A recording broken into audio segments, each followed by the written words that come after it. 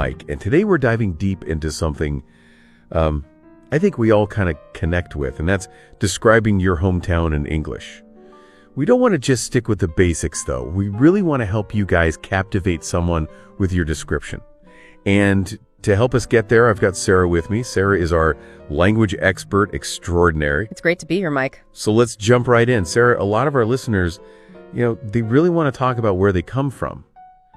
But sometimes they get stuck using the same phrases over and over again, like it's a big city or the weather's nice. How do we help them kind of move beyond that and really paint a vibrant picture? What's the secret? Well, I think it's all about moving beyond those generic terms and getting specific. So like instead of just saying, small town, you can use more interesting words like quaint or sleepy or even historic if that fits. Yeah, I love that. It's like you're picking out the perfect color to really capture the mood. But sometimes I struggle with that. Like I feel like my vocabulary isn't big enough. How do we expand that vocabulary? Absolutely. One thing you can do is you can try to use more similes and metaphors. So instead of saying the town square is busy, you could say something like, the town square is like a beehive buzzing with activity. Oh, wow. I could see it. I could see it now. It's like you took me right there. Exactly. And another thing that's really helpful is to use personal memories or experiences. Think about those special places that have meaning for you. Maybe it's that old corner store where you used to buy candy as a kid, or the park bench where you had your first kiss. When you share those little stories, you're not just describing a place, you're giving it life. Oh, that reminds me of this bakery in my hometown. It wasn't anything fancy, but just the smell of fresh bread wafting out onto the street. It takes me right back to my childhood. Exactly. Those sensory details like smells and sounds, even tastes, they can really help your listener connect with your description. That makes me want to go back and visit. But what about how places change over time? How do we work that into our descriptions? That's a great point. You can really add depth to your description by mentioning how your hometown has changed. Maybe that old movie theater got turned into a cafe, or a new skyscraper was built where a park used to be. Those changes, they really show how your hometown has evolved. Yeah, it's like looking at those layers of paint. You can see the history. What about the people, though, Sarah? How do we capture the heart of the community? Well, you can always use general words like friendly and welcoming, but I think it's more interesting if you get specific. Talk about what people do for work, what their interests are. So instead of saying people are nice, you could say my town is full of artists and musicians, or everyone in my hometown loves to go fishing, something like that. And you can also use that phrase blank friendly to describe the atmosphere. So like family friendly if there are lots of things for kids to do, or foodie friendly if it has amazing restaurants. Blank friendly. I like that. It's a good way to get the point across. Sometimes I try to describe things in English, but I end up sounding really formal. How do I make it sound more natural without sounding like I'm reading from a textbook, Yeah, I understand. I think it helps if you just imagine you're talking to a friend. Don't be afraid to use contractions or everyday language, even some slang if it feels right. So it's all about being ourselves while still being descriptive. Yeah. It's like the difference between reading a travel brochure and listening to a friend tell you about their awesome vacation. Exactly. You want to hear about those funny little mishaps and the unexpected things they discovered? Oh, and speaking of memorable, I think it's also really important to highlight what makes your hometown special. Like maybe it's a unique tradition or a famous landmark or even something weird about the weather. Whatever it is, celebrate it. That reminds me of this festival in my hometown. Everyone dresses up in these medieval costumes and they have this big jousting tournament. Sounds kind of crazy, but it's been going on forever. That's amazing. It just goes to show that every hometown has something special to offer. It's like sharing a secret. But I think having some structure is important too, right? So we don't just ramble on. Yeah, for sure. One way to do it is to think chronologically. So you could start by describing your hometown when you were a kid, then talk about how it's changed, and finish by describing what it's like now. Or you could organize it by theme, like talking about the different neighborhoods, or the landmarks, or the food. I like that. It's like giving them a map to follow. Right. And, even though we want to be descriptive, it's important to think about our audience. If they don't know anything about your town, you might need to give them some more background. It's all about finding that balance. It's like being a tour guide, but using words instead of a map. It's like building a world with words. Sarah, listening to you talk about all this, I'm realizing describing your hometown, it's not just about sharing facts. It's like sharing a part of who you are. You're right, it is. It's like giving someone a little souvenir, but instead of a keychain, it's made of words and memories. Exactly. And the best thing is, those memories will never fade. I love that. So I guess what we've learned today is, if you want to describe your hometown, it takes a few things. You need to use vivid language. You got to tell some stories. And it helps to have a little structure. Exactly. And remember, there's no right or wrong way to do it. The important thing is to be yourself and have fun with it. Well said, Sarah. This has been great. I'm feeling inspired to go describe my own hometown now. It was great to be here. And to everyone listening, remember to embrace those things that make your hometown special. Don't be afraid to play around with language and let your love for your hometown shine through. And as always, don't forget to like, share, and subscribe to the Learn English Lab YouTube channel. Until next time, happy learning. 59.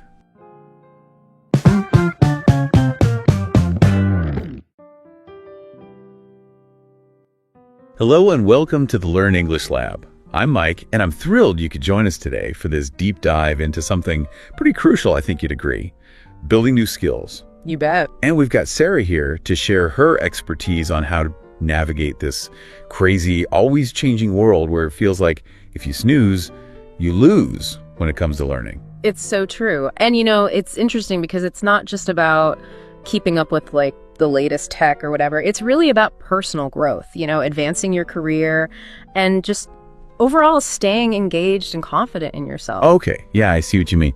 So let's unpack that a little bit. What makes continuous learning, always trying to learn new things, so important in today's world? Well, for one thing, the job market is seriously competitive these days. For sure. I mean, there are always new technologies and approaches popping up, and the skills that were in high demand even a few years ago might be totally obsolete now. Yeah, I've definitely seen that happen myself. Remember when just knowing, like, basic HTML was this awesome skill, and now it's like, who doesn't know at least a little bit of HTML? It's almost as common as knowing how to use a stapler. You got it. And if we don't adapt, we risk being left behind. Missing out on new opportunities. Totally. Feeling stuck in our jobs, or even worst case scenario, finding ourselves without a job at all. So continuous learning is definitely not optional, wouldn't you say? It's essential. But where do we even start? Like, how do we approach learning new things in a way that's not completely overwhelming and that'll actually help us get somewhere? Well, the good news is there's a whole bunch of options out there. Traditional stuff like on-the-job training or going to workshops can still be really valuable. Yeah, you're right. You get that structured learning environment and often direct feedback from people who really know their stuff. True. But those can be hard to fit in, with work and life and everything. Plus, sometimes they can be expensive. That's where those online platforms like Coursera or Udemy really shine, I think. Oh, for sure. They're super affordable, and you can learn at your own pace, which is great. Yeah, and it's remarkable how easy it is to access knowledge now, right? I mean, you can literally learn anything from anywhere. Yeah. And it's not just about watching videos or taking quizzes. Some of these platforms offer interactive exercises, real-world projects, and even online communities where you can connect with other people who are learning the same things. That community aspect is huge, I think. Learning by yourself can feel really isolating. But when you've got a group of people, even if it's just online, cheering you on and helping you through those tough spots, it makes a world of difference. Totally. It's like having a built-in support system to keep you motivated, answer your questions, and just make sure you're staying on track. And it's not just about those formal ways of learning either, right? Think about all the skills we pick up just by volunteering, reading articles or blog posts about our industry, going to conferences, even just spending a day shadowing someone at work can teach you a ton. So true. It's about being proactive and recognizing that learning opportunities are everywhere. Exactly. Just be curious, be open to new experiences, and you'll find a ton of ways to grow your skills. I actually taught myself sign language a while back, using mostly YouTube tutorials, believe it or not. Wow, that's awesome. It was surprisingly easy to pick up and really rewarding too. That's a great example of how accessible learning new skills can be nowadays. You don't necessarily need a fancy degree or an expensive course. It's more about having that drive to learn and finding the right resources. So we've talked about why continuous learning is important in some ways to go about it. But what about the actual skills, right? Like, which skills should we be focusing on? This is where it gets really interesting. It definitely does. Things are changing all the time, but there are a few key areas that are probably going to be in high demand for a while. Okay, I'm all ears. Tell us, what are those in-demand skills we should be adding to our toolkit for the future? Well, first off, digital literacy is absolutely essential these days. I think I've heard that somewhere before. Things like AI, programming, and data analysis are becoming increasingly important in pretty much every industry now, from healthcare and finance to education and even the arts. So even if you're not planning on becoming like a software engineer, having at least a basic understanding of those digital tools is crucial. Totally. It's becoming the new baseline for navigating the professional world. But it's not just about technical skills. Being able to solve complex problems is another super valuable skill that employers are looking for. So being able to think critically, break down complex situations, and come up with innovative solutions. Sounds like adaptability is key here. You got it. And this actually leads nicely into another crucial area, sales and marketing. Okay, interesting. In today's digital world, businesses need people who can connect with their customers online, build strong relationships, and tell stories that really resonate. So even if you're not in a traditional sales role, having those strong communication and persuasion skills is a major asset. Absolutely. And of course, we can't forget about the good old-fashioned interpersonal skills. Communication, leadership, and teamwork. These are sometimes called soft skills, but let me tell you, they're incredibly important for success in any field. I think we all know that one person who's a fantastic listener, who's super empathetic towards their colleagues, and who can handle even the trickiest conflicts with grace and calmness, those qualities are pure gold in any workplace, no matter what you do. You're so right. And I'd add one more to the mix: flexibility. This goes beyond simply being able to adapt to change. It's about being open to new ideas, willing to step outside your comfort zone, and viewing learning as a lifelong adventure. So it's not about reaching some kind of finish line. It's more about embracing that mindset of continuous growth and development. Exactly. It's exciting, for sure, but maybe a little intimidating too, right? It can be, but ultimately it's incredibly empowering to know that we have the power to shape our own futures by constantly investing in ourselves and learning new things. That's so true. I mean, it really is powerful. But I bet some people listening are thinking, okay, this all sounds great, but how do I actually make this happen? There's just so much information out there. It can feel totally overwhelming. Oh, definitely. It's easy to feel overwhelmed. A good place to start, I think, is by setting realistic goals. Don't try to learn everything at once or become an expert overnight. Right. So break down those big, ambitious goals into smaller, bite-sized pieces. Exactly. Think about learning a new language. You wouldn't expect to be fluent after just a couple of lessons, would you? No way. Takes time. Yeah. You start with the basics, build a solid foundation, and then gradually work your way up from there. That makes sense. And this is actually where finding a mentor can be super helpful. Yeah, mentor. Yeah, or just someone who's already mastered the skill you're trying to learn. Okay, yeah. They can give you personalized guidance, feedback, that kind of thing. And they can help you stay motivated and focused on your goals. Having that kind of guide, someone who's already walked that path, would be amazing. But what if you don't have access to a mentor? Are there other options? Oh, for sure. There are tons of resources available nowadays, online forums and communities can be really great. Oh yeah, I've heard of those. You can connect with other people who are learning the same things you are, ask questions, share resources, get support. It's like crowdsourcing your learning journey. Yeah. I love that idea. Okay, so we've set our goals, we've found some guidance, and now we're ready to get started. What's the most important thing we need to do to be successful? Practice. I know it sounds obvious, but it's honestly where so many people struggle. Really? Yeah, you can't just passively absorb information, like watching videos or reading articles, and expect to master a skill. You have to actually roll up your sleeves and put what you're learning into practice. It's like exercising a muscle. Yeah. Right? The more you use it, the stronger it gets. That's a great analogy. And just like with exercise, consistency is key when it comes to building new skills. Even if you can only dedicate a small amount of time each day, it'll make a huge difference in the long run. So it's about finding ways to incorporate practice into our daily routines in a way that feels sustainable. Exactly. Maybe you listen to a podcast on your commute, or read a professional development book for a few minutes before bed, or spend an hour working on a coding project. Just find what works for you and make it a habit. Those little consistent actions really do add up. You bet. And I think it's important to remember that building new skills is not about reaching some kind of finish line. It's an ongoing process. The world is always changing, and our learning should be too. So it's about embracing that growth mindset of always learning, always being curious, always challenging ourselves to learn new things. Precisely. There's a real beauty in that constant evolution. It keeps things interesting and keeps us engaged with the world around us, and that to me is super exciting. I completely agree. And it makes all the effort totally worth it. Yeah. I love that. That sense of like always discovering something new and growing as a person. It's awesome. Yeah. But one thing that I hear a lot from people is, I just don't have the time to learn new stuff. Life is so busy, and it's easy to put learning on the back burner. Oh, yeah, for sure. Time is definitely something we all struggle with, but I think the key is to remember that even small chunks of time can make a difference. Like, you don't need to block off hours and hours every day to learn. Not at all. It's more about shifting our perspective and finding those little opportunities throughout the day where we can sneak in a little bit of learning. So instead of trying to find big blocks of time, it's more about being intentional with the little bits of time we have here and there. Exactly. Maybe it's listening to an educational podcast while you're commuting, or reading a few pages of a book about something you want to learn before you go to bed. Or even like spending 15 minutes on Duolingo or something. Exactly. It all adds up. Little by little. A little becomes a lot. Right. You got it.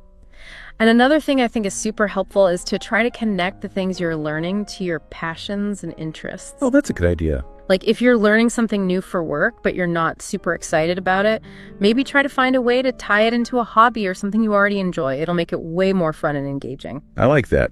So for instance, if you're learning about data analysis for your job, but you're also like a huge foodie, you could try applying those data analysis skills to, say, analyzing recipes or something like that. That's such a great example. It's about finding those connections that make learning feel less like a chore and more like a natural part of who you are. I love it. Well, Sarah, this has been such a great conversation. We've covered so much ground today. I feel like I've learned a ton, and I hope our listeners have too. Any final thoughts you want to leave us with? Just to embrace the journey of lifelong learning. It's full of possibilities for growth, discovery, and ultimately a more fulfilling life. That's a fantastic takeaway. Thanks again for joining me today, Sarah. It's always a pleasure chatting with you. Thanks for having me. And to everyone listening, thanks for joining us on this deep dive into building new skills. We hope you found it helpful and inspiring. Remember, no matter where you are in your learning journey, there's always something new to discover and a new skill to master. If you enjoyed this episode, please don't forget to like, share, and subscribe to this YouTube channel for more insightful discussions and deep dives into all sorts of fascinating topics. Thanks for listening.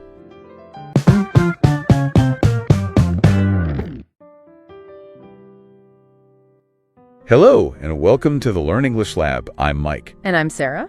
It's great to have you here for a deep dive into something I think we all love, movies. Yeah, definitely. Today, we're going to be exploring how to talk about your favorite movie genres in English. Thanks, fun. It's all about, sharing what makes certain types of movies so special. Right. Not really getting, bogged down in like super technical definitions. Exactly. And you might be surprised how much your movie preferences reveal about you as a person. Oh, interesting. Like what? Like if you were all about action flicks, maybe you've got a little bit of like a daredevil in you. I can see that. Or if you love a good tearjerker drama. Yeah. Maybe you're a very empathetic person. Right. I think there's definitely a link there. Yeah. We gravitate towards stories that resonate with us on some level. For sure. But why don't we jump into me with a genre that I think is very popular? Okay. Action movies. Awesome. When you hear action, what comes to mind? For me, it's all about excitement. Yeah. Crazy stunts, these epic battles where good triumphs over evil. It's like a total escape. Yeah, it's fascinating how action movies can fulfill that need in us. Yeah. It's almost like this kind of primal instinct, this desire to see these heroes just beat the odds. Yeah. And I think they offer us like a temporary escape from the ordinary, a chance to experience danger and victory, but obviously from a safe distance. Right. You think about movies like Die Hard. Oh, yeah. Or Mad Max, Fury Road. Like, those are perfect examples of just pure adrenaline-pumping action. I totally agree. It's like riding a roller coaster, but from your couch. Exactly. Speaking of feeling good, how about we switch gears to a genre that's all about laughter? Okay. Comedy. I love comedy. I think it's just a wonderful genre. Yeah. It just brings people together, Yeah. from all walks of life. Who doesn't love a good laugh? Absolutely. And comedies aren't just about, silly jokes or anything like that. Right. They can also make us think about like the funny side of life, even when things are tough. Yeah, definitely. They offer a fresh perspective. Yeah. They highlight the absurdity of certain situations or social norms, and sometimes laughter is exactly what we need to cope with life's challenges. It's like a mental reset button. Exactly. One comedy that always stands out to me is Three Idiots. Oh, yeah. Have you seen that one? I have. It's fantastic. It's a Bollywood film that's both hilarious and it's also got some like thought-provoking messages about like education, friendship, and following your dreams. It's the perfect example of how comedy can entertain us, but also make us think a little bit deeper. For sure, for sure. Okay, now for a genre known for its emotional depth. Okay, drama. Oh yes, drama dives deep into the human experience. Yeah. It explores complex relationships, it challenges our perspective. Have you ever watched a movie and felt like you really understood a character? Oh, many times. Even if they were totally different from you? Yeah. Yeah.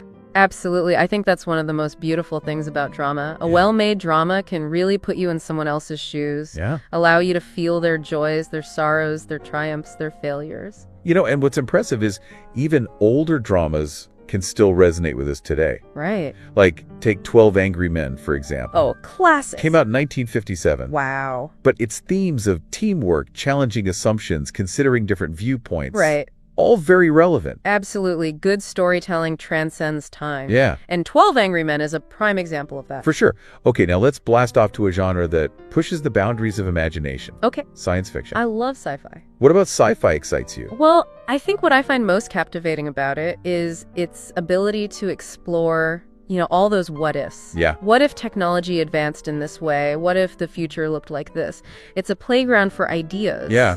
Where the impossible becomes possible. It's like a mental vacation to another dimension. Yeah. A film that always comes to mind is Back to the Future. Oh, a classic. Even though it's decades old, the concept of time travel is still so fresh and exciting. Yeah. Back to the Future perfectly captures the essence of great sci-fi. Yeah. That wonder and adventure, and it reminds us that our imaginations have no limits. Right. And who knows, maybe someday time travel will be a reality. You never know. Now let's time travel in a different way. Okay. By talking about historical films. I love historical films. What do you like about them? Well, they offer us this really unique way to learn from the past. Okay. We can witness key moments. We can gain a deeper understanding of different cultures and society. It's like having a time machine. Exactly. One historical film that I find captivating is Padmavat. Oh, haven't seen that one. It's a Bollywood film. Oh, okay.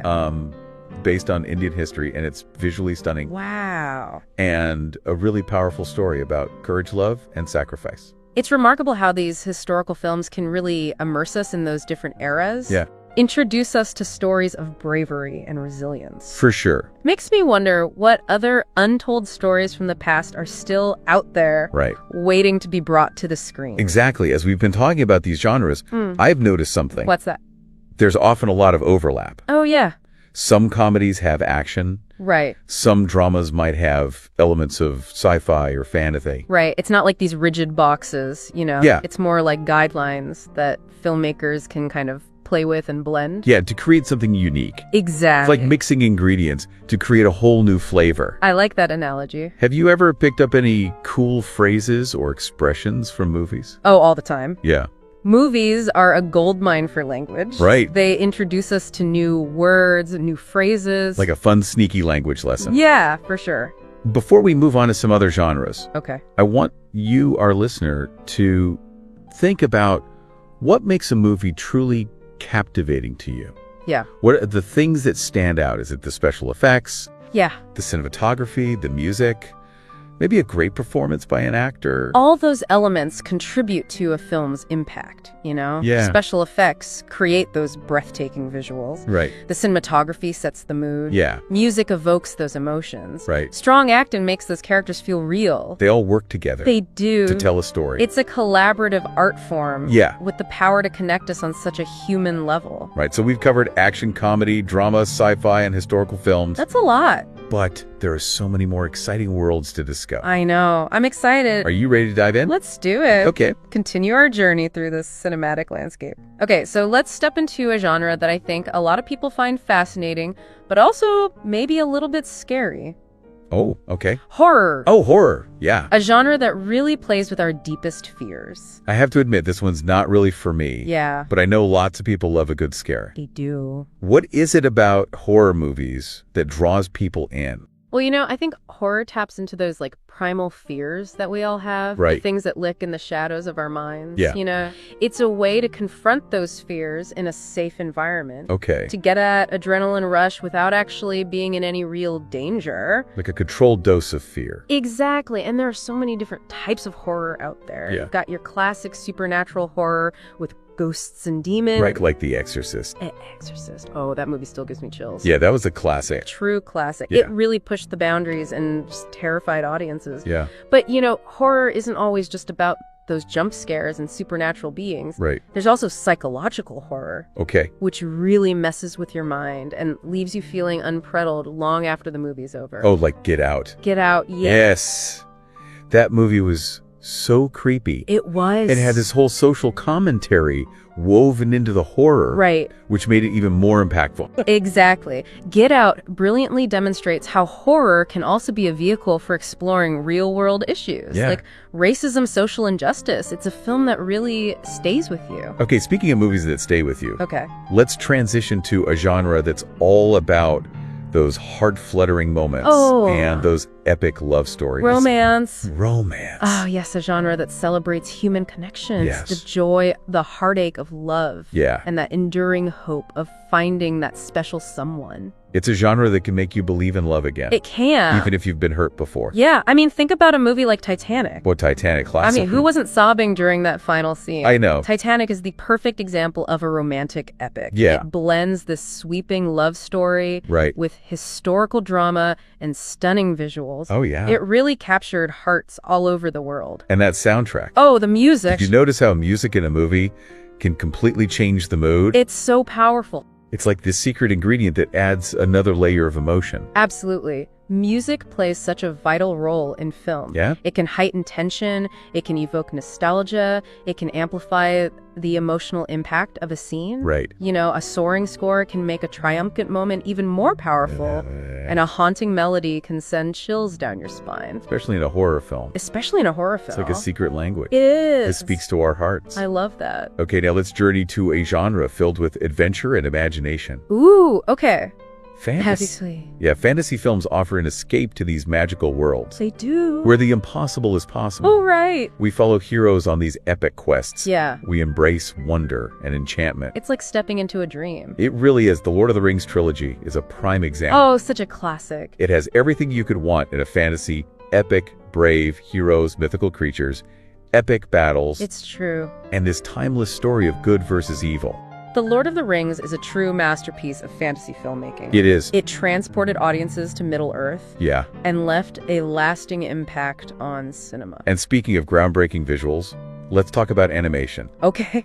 Animation is incredible. It is. I think it proves that you can tell any story, no matter how wild or imaginative. Yeah. And you don't have to be a kid to appreciate it. Not at all. Animation is for everyone. It really is. And the different styles of animation are amazing. They are. You've got your classic hand-drawn animation, Right. like in Disney's Toy Story. Yeah. And then you have computer-generated imagery, like in Avatar. Avatar was a game changer. It really was. It pushed the boundaries of CGI Yeah. and created this truly immersive experience. For sure. And let's not forget anime. Oh, yes. Like the Japanese masterpiece Spirited Away. Spirited Away is a visual stunner. It is. It's so emotionally resonant. It explores themes of identity, courage, friendship. Yeah, anime has a unique storytelling style and aesthetic. It does. That really captivates audiences worldwide. Absolutely. Okay, now let's explore a genre that focuses on real-life stories and perspectives. Oh, okay. Documentaries. Documentaries. Yeah. They offer us a window into the world. They do. They shed light on important issues. They introduce us to fascinating people. Yeah. And they challenge our assumptions. It's like taking a deep dive into a subject you might not know much about. Exactly. And there are so many incredible documentaries out there. There are. I recently saw Free Solo, Oh, yeah. about a guy who climbs El Capitan without any ropes or safety gear. I've heard of that one. It was terrifying and inspiring at the same time. Free Solo is a great example of a documentary that combines those breathtaking visuals Yeah. with a really compelling human story. Yeah, It pushes the limits of physical and emotional endurance. it does. Another documentary that I found really moving was Won't You Be My Neighbor, Oh, I love that one. about the life and legacy of Fred Rogers. Such a heartwarming film. It really is. It's a celebration of kindness, compassion, and human connection. Absolutely. Documentaries can really open our eyes Yes. to different ways of seeing the world. They can, and we can't forget about a genre that's so deeply rooted in American history and mythology, Okay. the Western. Westerns, they Yeah. evoke this sense of adventure, Yeah. rugged individualism, the spirit of the American frontier. You know, they often explore themes of justice, revenge, and that clash between civilization and wilderness. Right. They're full of iconic imagery. Oh, yeah, Cowboy saloons, gunfights, vast landscapes. absolutely. The Good, the Bad, the Ugly with Clint Eastwood. Oh, a classic. A true classic. It's stylish, suspenseful. It features these unforgettable characters. Right. And that haunting score. Oh, the music is amazing. It's so good. The Good, the Bad, and the Ugly really redefined the Western genre. It did. And it continues to influence filmmakers today. Absolutely. And another Clint Eastwood classic, Unforgiven, Oh, yeah. offers a more complex and morally ambiguous take on the Western archetype. Yeah, Westerns can really make you think They do. about the nature of good and evil, right and wrong. Yeah, they pose those big questions. They do. Okay, now let's groove to a genre that's all about music and movement. Oh, I love this genre. Musicals. Musicals, such a celebration of song and dance. They can express a wide range of emotion. They can. Yeah, from joy and exuberance Right. to heartache and longing. Yeah, They really transport you they do. and leave you humming those tunes long after the movie ends. Absolutely. I love how musicals can just break into song and dance at any moment. Me too.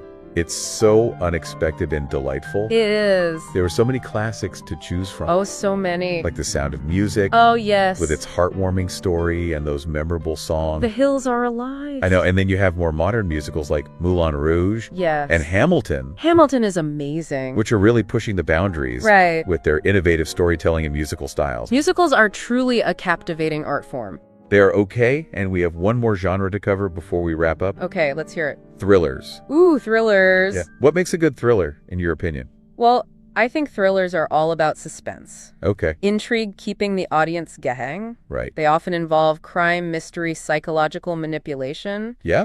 creating this sense of unease and anticipation that keeps you on the edge of your seat. It's like a mental puzzle you have to solve. Exactly. One of the best thrillers I've ever seen is Gone Girl. Oh, Gone Girl. Full of twists and turns. Yeah, You never know who to trust. it keeps you guessing. It does. Gone Girl is a brilliant example of a psychological thriller. Yeah. And another thriller that always comes to mind is The Silence of the Lambs, Oh, yes. with its chilling portrayal of Hannibal Lecter, Oh, so creepy. that brilliant but twisted criminal mastermind. Yeah, The Silence of the Lambs is definitely not for the faint of heart. It's not. It gets under your skin and stays with you. It does. We've covered a lot of ground today, exploring a wide range of movie genres, It's been quite a journey. from action-packed blockbusters to thought-provoking documentaries. So many different worlds. It's fascinating how each genre offers a unique lens through which to view the world, Right. inviting us to experience different emotions, Yeah. explore new ideas, and connect with stories from different cultures and time periods. It's like having a passport to different worlds. It really is. All accessible through the magic of cinema. So we've really gone through a lot today, huh? We've covered everything from those adrenaline pumping action movies to those heartwarming romances, those Yeah. mind-bending sci-fi flicks, Totally. to those documentaries that really just inspire you. Yeah, we've explored a whole spectrum of movie genres. It's been quite a journey through all those different kinds of movies, that cinematic landscape.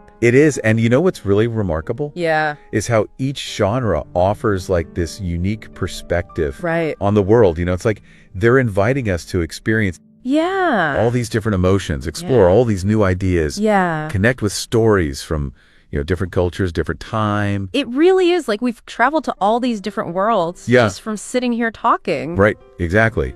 And as we wrap up this deep dive, Okay. I want to leave you, our listener, with a question. Ooh, a question. I like questions. Yeah, we've talked about how movies not only entertain us, Right. but they can also influence how we see the world. Right. They can challenge the way we think about things. Totally. They can introduce us to new ideas, and they can even inspire us to make a difference. Like sometimes a film can be that little spark Yeah. that just ignites our imagination Yeah. and motivates us to do something, to create something. I love that. So here's the question. It could hit me. If you had the chance to make a movie, Okay. what kind of story would you tell? Oh, wow. What genre would you choose, and what message Yeah. would you want to share with the world? That is a really great question to think about. It is. It makes you think about the power of storytelling Right. and the impact that a film can have. Exactly. Just imagine, Yeah. all the possibilities. You could create, a historical drama. Right? Bring some, forgotten event to life. Yeah. Or you could make like a thought-provoking sci-fi thriller Oh, yeah. exploring, the ethics of AI. Right. Or you could even do like a lighthearted comedy just Yeah. to remind us all about, the importance of laughter and connection. It's true. The possibilities are endless. They are, and it's so inspiring to think about all those stories that are waiting to be told. Yeah. And all those different perspectives that we all bring to the table. Right. So let their imagination run wild. Yeah, let it go. What kind of movie would you create? That is a great challenge. It is. Well, thanks for taking us on this incredible journey. Oh, it was my pleasure. The world of movies has been a fantastic conversation. Absolute, Mike. It's been so much fun talking to you. And a big thank you to all of our listeners for joining us on this deep dive into movie genres. We appreciate you being here. Don't forget to like, share, and subscribe to our YouTube channel Yes, please do. for more deep dives into all sorts of fascinating topics. We have so much more to explore. We do. And be sure to let us know in the comments what kind of movie you would make. Yeah, we'd love to hear your ideas. We would. Until next time, keep exploring that vast and wonderful world of cinema. Yeah. It's a place where, stories come to life and imaginations run free. Absolutely. And who knows? Maybe Yeah. someday You never know. we'll see your movie up on the big screen. That would be amazing. Sana Easter.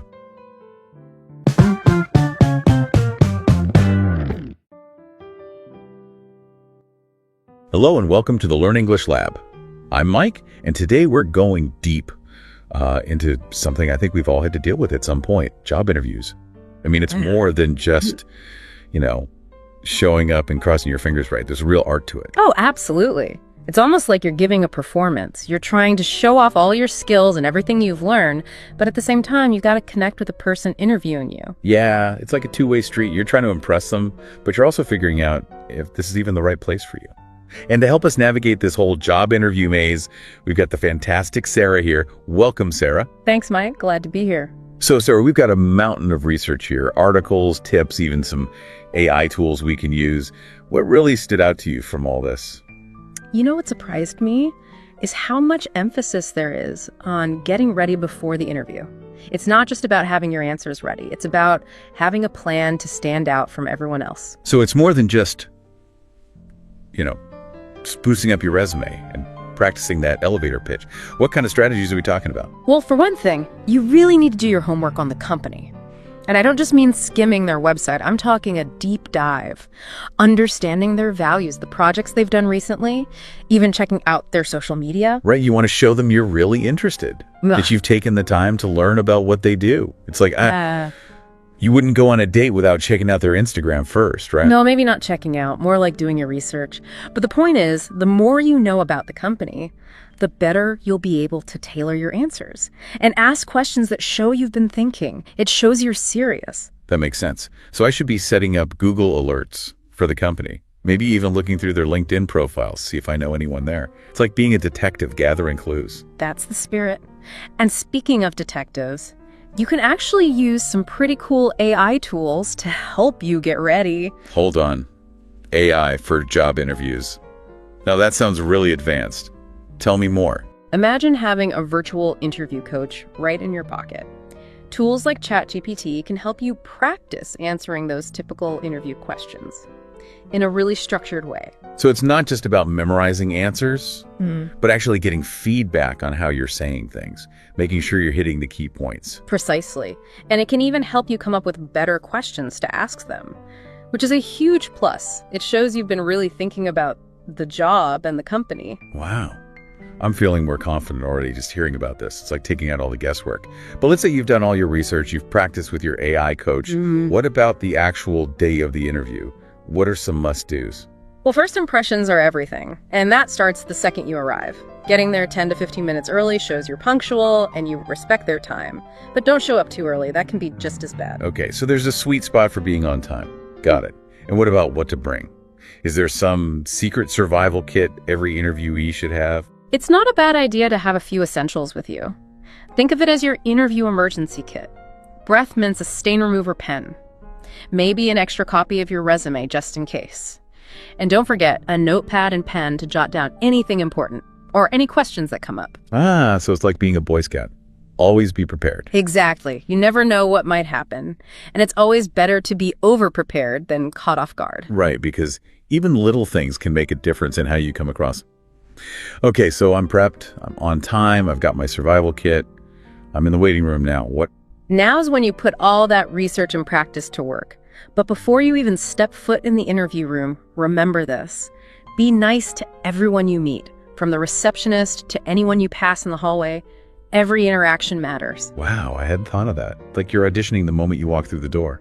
Exactly. You never know who might be watching, and positive feedback from anyone can really help. That's a good point. So be polite, be engaging. Who knows, maybe that friendly chat with the receptionist will earn you some bonus points. Absolutely. It's all about creating a good impression, and that goes beyond just the person hiring you. Okay, so I've made it through the pre-interview gauntlet, charmed the receptionist, and now I'm face-to-face with the hiring manager. What's the first thing I do?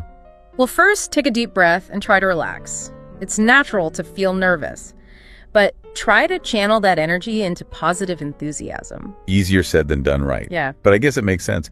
Nobody wants to interview a robot. Exactly. They want to see your personality come through. And remember, the interview is a conversation, not an interrogation. So listen carefully, engage with the questions.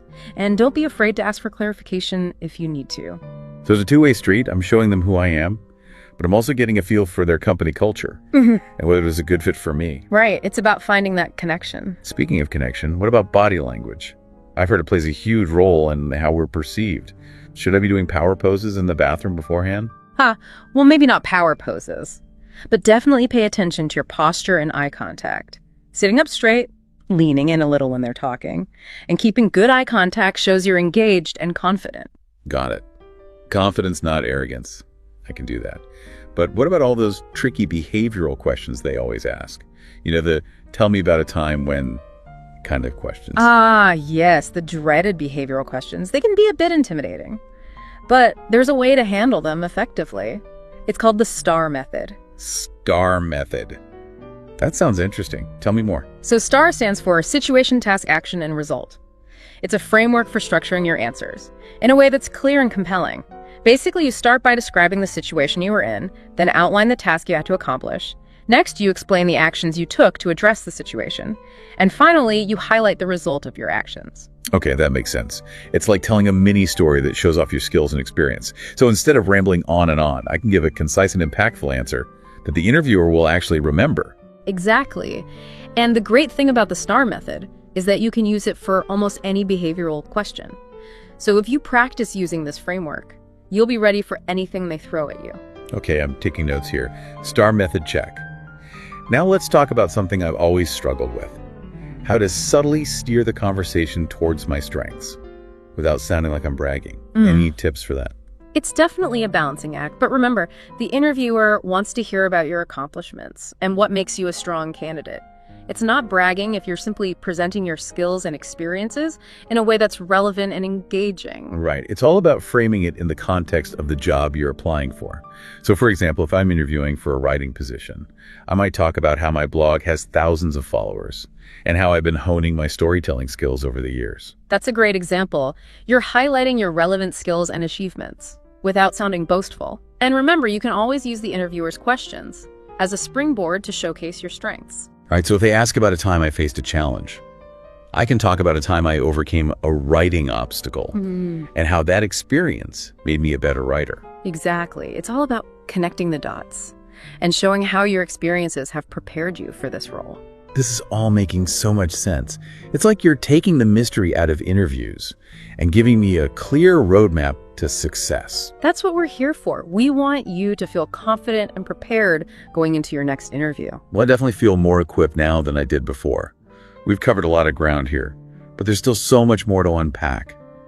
We'll be back after a quick break to dive deeper into acing those interview questions and making sure you leave a lasting impression. Okay, we're back and ready to tackle the next stage of this job interview journey. We've talked about preparing, doing our research, even using AI to rehearse our answers. But now it's showtime. We're in the hot seat. The interviewer is looking at us expectantly. Sarah, what are some things we really need to nail at this point? Well, Mike, something that people often forget is the power of really listening. It's not just about giving them the right answers. It's about showing you're genuinely interested and having a real back and forth. Oh, I see what you mean.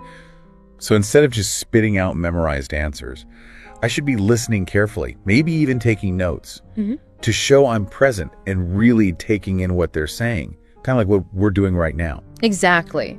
Taking notes not only shows you're engaged, it also helps you remember important details later, especially if they have follow-up questions. And you know what else it does? That's that. It gives you a little time to think. Instead of jumping right into an answer, you can jot down a couple keywords, gather your thoughts, and then give a more well-thought-out response. That's brilliant. It's like a secret weapon for staying cool under pressure.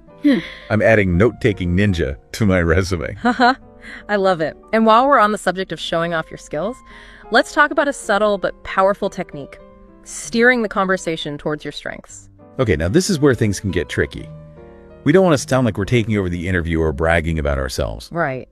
The key is to look for natural opportunities to highlight your most relevant experience. For example, if they ask about a time you worked on a team project, you could talk about a project where you took on a leadership role, or used a specific skill that connects back to the job description. So it's about weaving in your accomplishments and skills in a way that feels natural.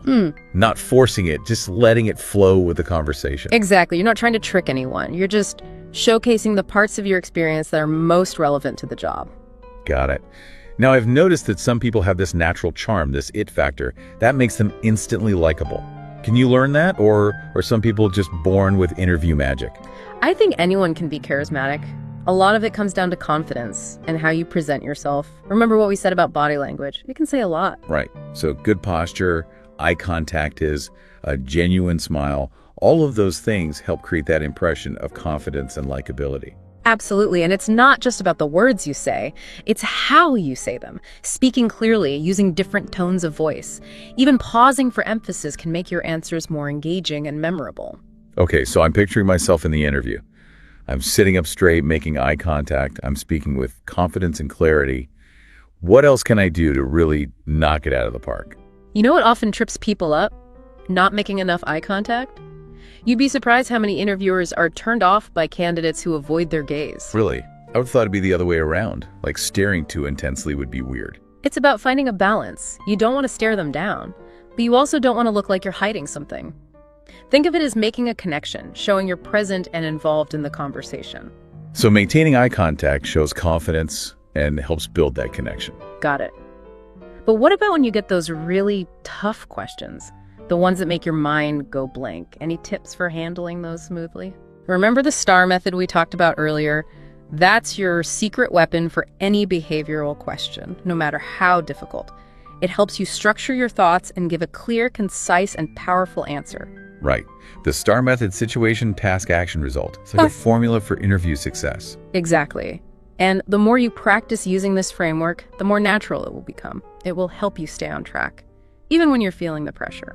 This is great stuff, Sarah. I feel like I'm finally starting to understand the secrets of the job interview. But what happens is the interview's wrapping up. How do I make sure I leave a good impression? Increase my chances of getting that call back.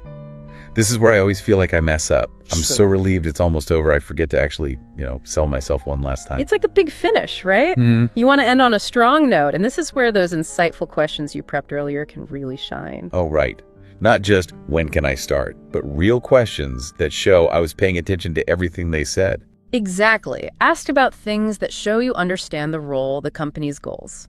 Maybe even some challenges they mentioned. For instance, you could ask about their team dynamics, opportunities for growth, or upcoming projects you could contribute to. Ooh, good ones. Yeah. It's like I'm already imagining myself there brainstorming with them. Precisely. It shows you're thinking ahead and eager to be part of their success. And of course, always wrap up by thanking the interviewer for their time and reiterating your interest in the position. So a little gratitude and enthusiasm go a long way. Absolutely. It leaves them with a positive final impression. But the interview process doesn't end there, does it? Wait, there's more. I thought I could finally relax. Almost. Don't forget the all-important thank you note. Ugh, thank you notes. They feel so old school, like something my grandma would make me do. I know, but believe me, they still matter. It shows you're professional and that you genuinely appreciate their time. Plus, it keeps you top of mind with the hiring manager. Okay, fine. I'll write a thank you note. But what if I don't hear back right away? How long should I wait before following up? Should I be hitting refresh on my inbox every 5 seconds? Patience is key, Mike. Give them a week or so to decide. Then if you haven't heard anything, a polite follow-up email is perfectly fine. So no need to stalk them on LinkedIn or blow up their phone. Definitely not.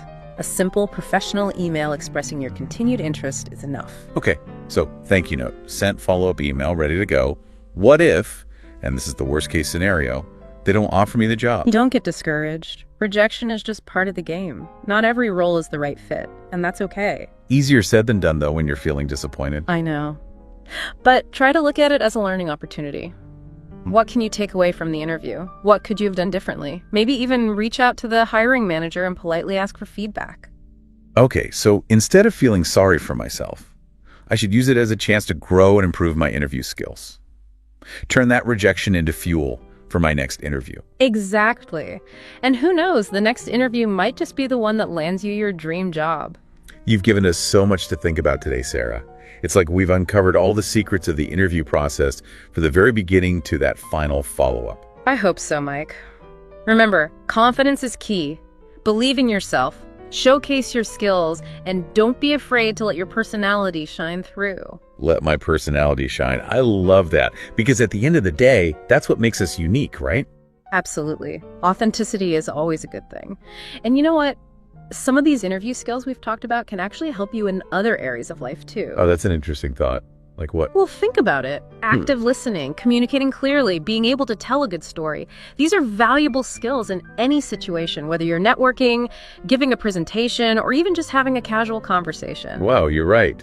It's like we've discovered a secret code for success, not just for job interviews, but for life in general. Exactly. So go out there, rock those interviews, and remember, you've got this. That's right. Thanks for joining us today, Sarah. Your insights have been incredibly helpful. And to all our listeners out there, thanks for tuning in to the Learn English Lab. Don't forget to like, share, and subscribe to our channel for more deep dives into all sorts of interesting topics. Until next time, keep learning, keep growing, and keep shining.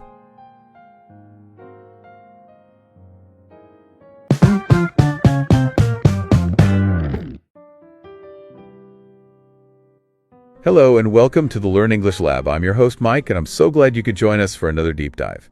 Today we're going to be looking at something that's universal, but expressed in incredibly diverse ways: love and relationships. And to help us navigate this fascinating linguistic landscape, we have the brilliant Sarah joining us today. Thanks for having me, Mike. Sarah, welcome to the show. It's great to be here. You know, I was thinking about it earlier when I was prepping for this deep dive, and it really struck me just how many unique phrases and idioms English has for this topic. Yeah, it's amazing, isn't it? It really is remarkable. It's like we needed a whole secret code just to express the various stages and shades of love. I mean, we have everything from puppy love to describe those first innocent crushes all the way to growing old together, which kind of evokes, you know, a lifetime of commitment. Yeah, it really speaks volumes about how significant love and relationships are in English-speaking cultures. Absolutely. It's not just about the sheer number of phrases, but it's also the distinct ways we use language, depending on the situation. Yeah. For instance, you wouldn't use the same language talking to your best friend about a crush as you would with your grandmother. Oh, absolutely. That's so true. Right. And that's something that English learners really need to be aware of. There's a big difference between saying, I fancy you and I'm deeply in love with you. Getting those two mixed up could lead to some awkward moments. Oh, yeah, definitely. Understanding the nuances of formality and informality is really crucial. Think of it like a dress code for your language. Okay. Platonic, for example, is a more formal term to describe a friendship without romantic feelings. Right. Whereas, like, having a thing for someone is much more casual and playful. Yeah, you wouldn't use platonic in a casual conversation. It would sound way too stiff. Exactly. And on that note, it's interesting how we have expressions for both the idealization of love and the more realistic, sometimes messy side of relationships. Yeah. We dream of love at first sight and finding our soulmates. But we also have terms like breakup and infidelity. Right. For when things don't go as planned. It's like we're acknowledging that love isn't always a fairy tale. Right. And this is where it gets really interesting. Some of the expressions that we use, especially for heartbreak, use surprisingly intense, even violent imagery. Oh, really? We talk about falling head over heels, which sounds kind of dangerous, or being dumped as if you've been discarded like trash. Yeah, dumping someone must sound harsh, doesn't it? It It does. sounds like you're literally throwing them away. Exactly. It makes you wonder why we use such forceful language when we're talking about something as tender as love. Perhaps it reflects how powerful those emotions can be. The highs are exhilarating, but the lows can feel devastating, almost like a physical blow. It's true. Heartbreak can feel physically painful, can it? It can. And it's not just about breakups either. We have phrases like driving someone crazy with desire, which evokes a sense of losing control, almost like a force of nature. But of course, it's not all doom and gloom. We all have tons of endearing expressions that capture the sweeter side of love. Oh, absolutely. Phrases like the apple of my eye, or saying that you're smitten with someone are incredibly charming. They really are. Don't you think? And they often have fascinating historical roots.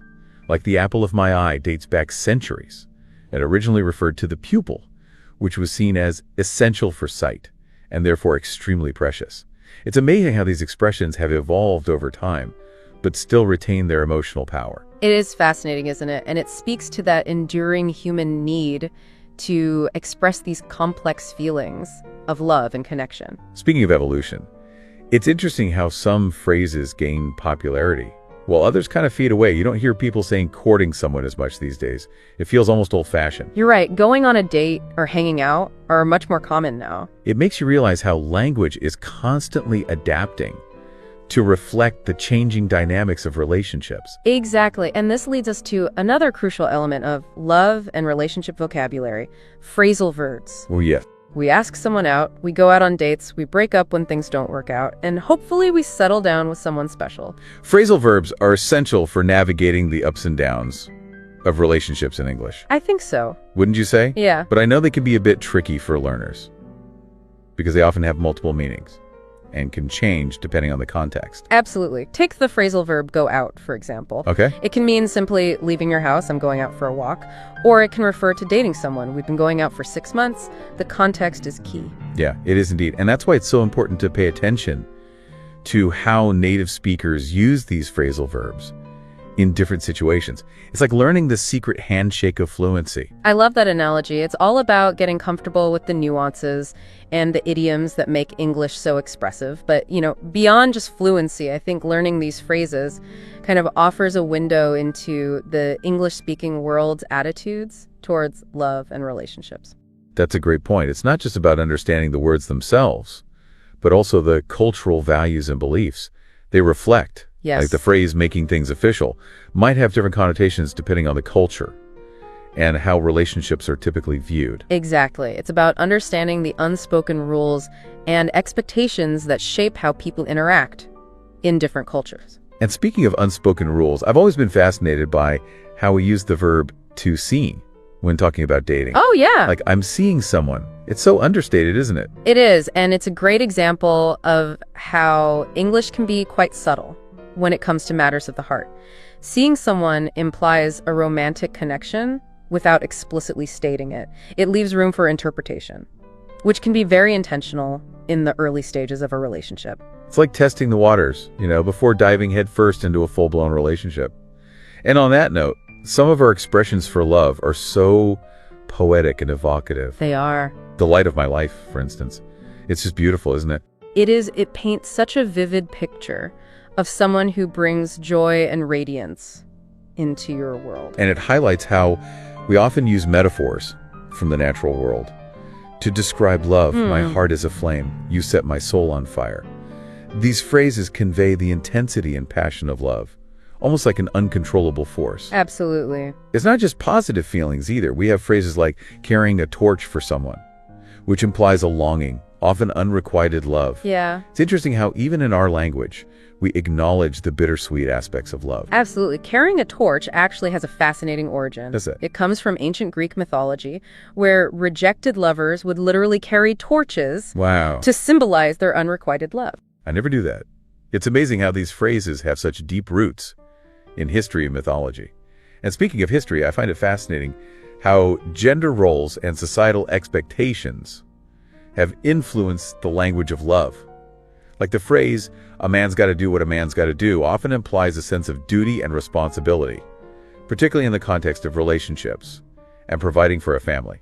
That's a really insightful observation. It does reflect traditional gender roles, doesn't it? Yeah. And how about the phrase wearing the pants in a relationship? That one definitely evokes a sense of power dynamics and who's in control. It does, and it's interesting to think about how these phrases might be perceived differently in modern relationships, where those traditional roles are being challenged and redefined.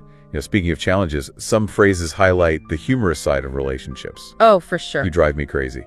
Could be endearing or exasperating, depending on the context. Oh, definitely. It captures that playful banter and loving exasperation that can be part of a close relationship. And it's a reminder that love doesn't always have to be serious and intense. There's room for laughter and lightheartedness, too. Absolutely. We need those moments of levity to balance out the more intense emotions that come with love and relationships. And it's also important to remember that language is always evolving. It is. New phrases and slang terms emerge all the time, especially among younger generations. That's right. And that's what keeps language so vibrant and dynamic. It's constantly adapting to reflect the changing ways we experience. And talk about love. Think about terms like ghosting or benching, which describe very specific dating behaviors that have become more prevalent with the rise of social media and online dating. Those are perfect examples. And it shows how technology and social trends have a direct impact on the way we communicate about relationships.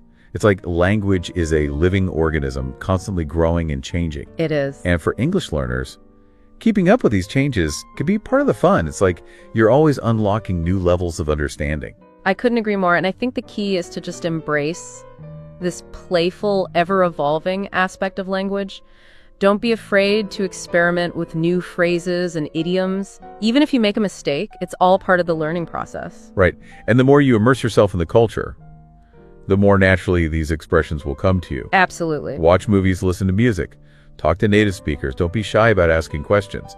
It's all about absorbing the language in its natural habitat. That's excellent advice. And remember, learning a language is a journey, not a destination. So be patient with yourself and enjoy the process. Who knows? You might even find that your newfound language skills lead to some unexpected connections and experiences along the way. Well said. And that brings us to the end of our deep dive into the language of love and relationships in English. It's been an absolute pleasure exploring this fascinating topic with you. The pleasure was all mine. I always enjoy these conversations. And to all our listeners, thank you for joining us on this linguistic adventure. We hope you've gained some valuable insights and maybe even learned a few new phrases to spice up your English conversations. And don't forget to like, share, and subscribe to this YouTube channel for more deep dives into the fascinating world of language. Until next time, happy learning. It really has been a fascinating journey, hasn't it? It has. And I think what's so captivating about the language of love and relationships is that it's constantly evolving. New phrases pop up, old ones fade away.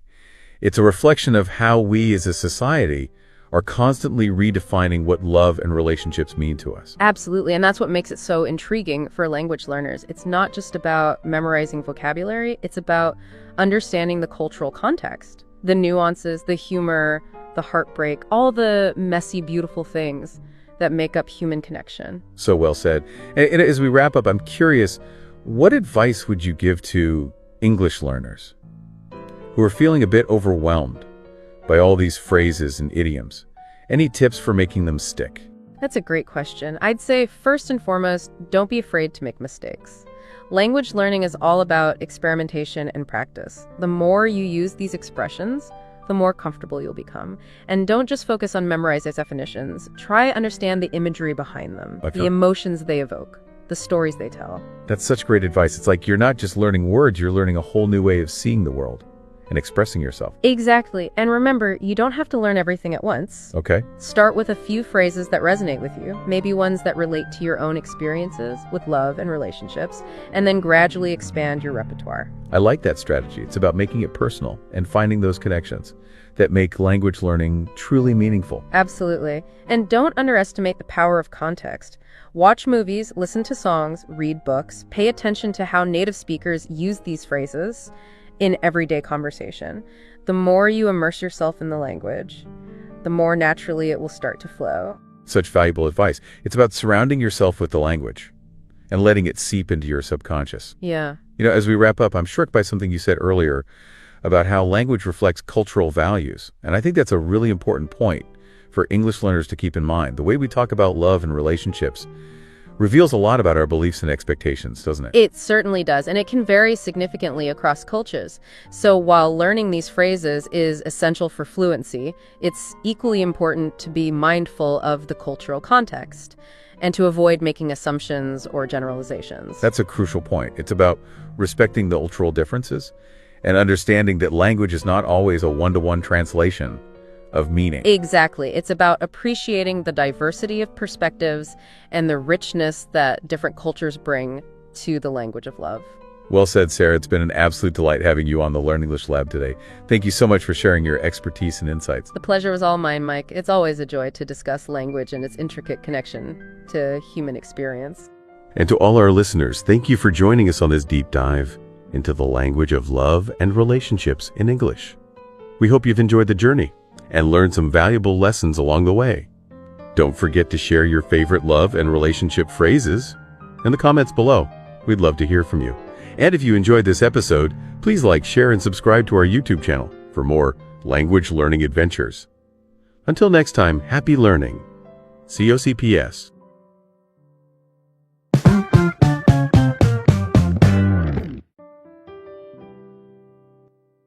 Hello and welcome to the Learn English Lab. I'm Mike, and today we're going deep on a topic that can really change your life. The art of networking. Exactly, and to help us navigate this fascinating world, I've got the insightful Sarah with me today. Happy to be here, Mike. Ready to unlock the power of connection. Absolutely.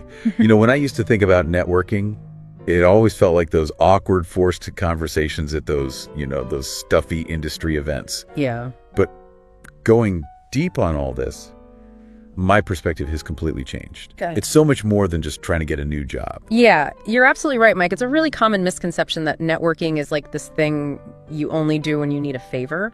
Right. When you need something from somebody. It's actually an ongoing process, Yeah. It's about building real relationships that can actually improve every part of your life.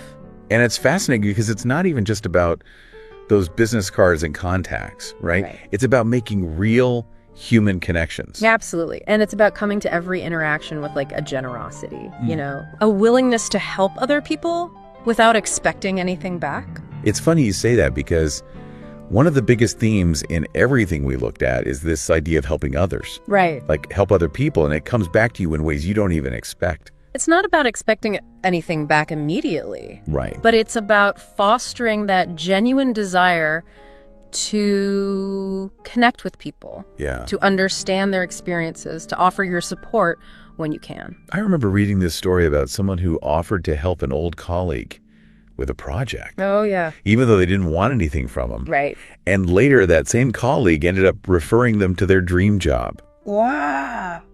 It just shows how powerful it can be. Those acts of kindness can really come back around. It really is. It's about nurturing those relationships even when you don't need anything. Right. And those are often the connections that turn out to be the most valuable. It's like you're putting money into this relationship bank account. You're making these deposits of kindness and generosity. Yeah. So that when you need to, Make a withdrawal. Make a withdrawal, you have it. Yeah. And those withdrawals don't always have to be like, you scratch my back, I'll scratch yours. Right. Sometimes it's just about having someone to talk to, Oh, yeah. bounce ideas off of, or offer support during like a tough time. Another thing that really stuck with me was this emphasis on real, genuine interest. Oh, yeah. It sounds so simple, but so many people just don't do it. It's not about trying to sell yourself or impress people with what you've done. It's about genuinely focusing on the other person. Yeah. Their interests, their goals. Exactly. People are just drawn to those who really want to understand them. It's like you're flipping the script on all that old networking advice. Instead of thinking, what can this person do for me? You're thinking, what can I learn from this person? How can I help them reach their goals? And that change is so powerful, it takes the pressure off. Of like self-promotion and lets you connect on a much deeper level. One thing I found really surprising was that it's not always about those big formal networking events. Yeah. Sure, those conferences and industry gatherings have their place. Right. But you can make meaningful connections anywhere. You can. It's about seeing every interaction as a potential opportunity to connect. Yeah. It could be a conversation with someone at a coffee shop, Right. a volunteer event, or even just striking up a conversation with someone on LinkedIn. It's almost like networking is always on. Absolutely. A way of approaching the world with curiosity. And that's what's exciting. You never know where these connections might lead or how they might improve your life. So let's say you're at one of these events or you just met someone interesting. Right. What are some practical tips for moving beyond those surface level interactions Okay. and actually building something real? One thing that kept coming up was finding common ground. Yeah. Whether it's a shared alma mater, a passion for a hobby, or even just a favorite book, those points of connection can really spark a conversation and lead to a deeper relationship. It's like you're looking for those little shared experiences, Yeah. those things that say, hey, we have something in common. And it's not just about finding common ground, it's about actively seeking it out. Yeah. Asking open-ended questions, listening carefully, and showing that you're really willing to share your own interests and experiences. Right. This creates that sense of rapport and makes the other person feel seen and heard. It's like that saying, to be interesting, be interested. Exactly. The more you focus on learning about the other person, the more likely you are to find shared passions and build that genuine connection. And don't underestimate the power of just saying thank you. Oh, yeah. Expressing gratitude shows that you value the interaction and you're serious about building a relationship. That's such a good point. Sometimes the smallest things have the biggest impact. Absolutely.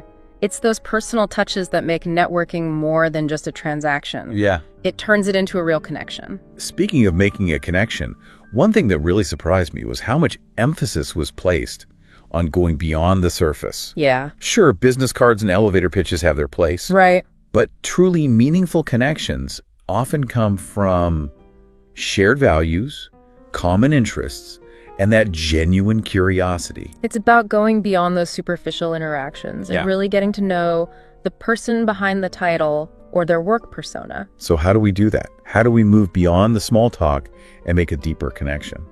One of the best strategies is to ask good questions. Yeah.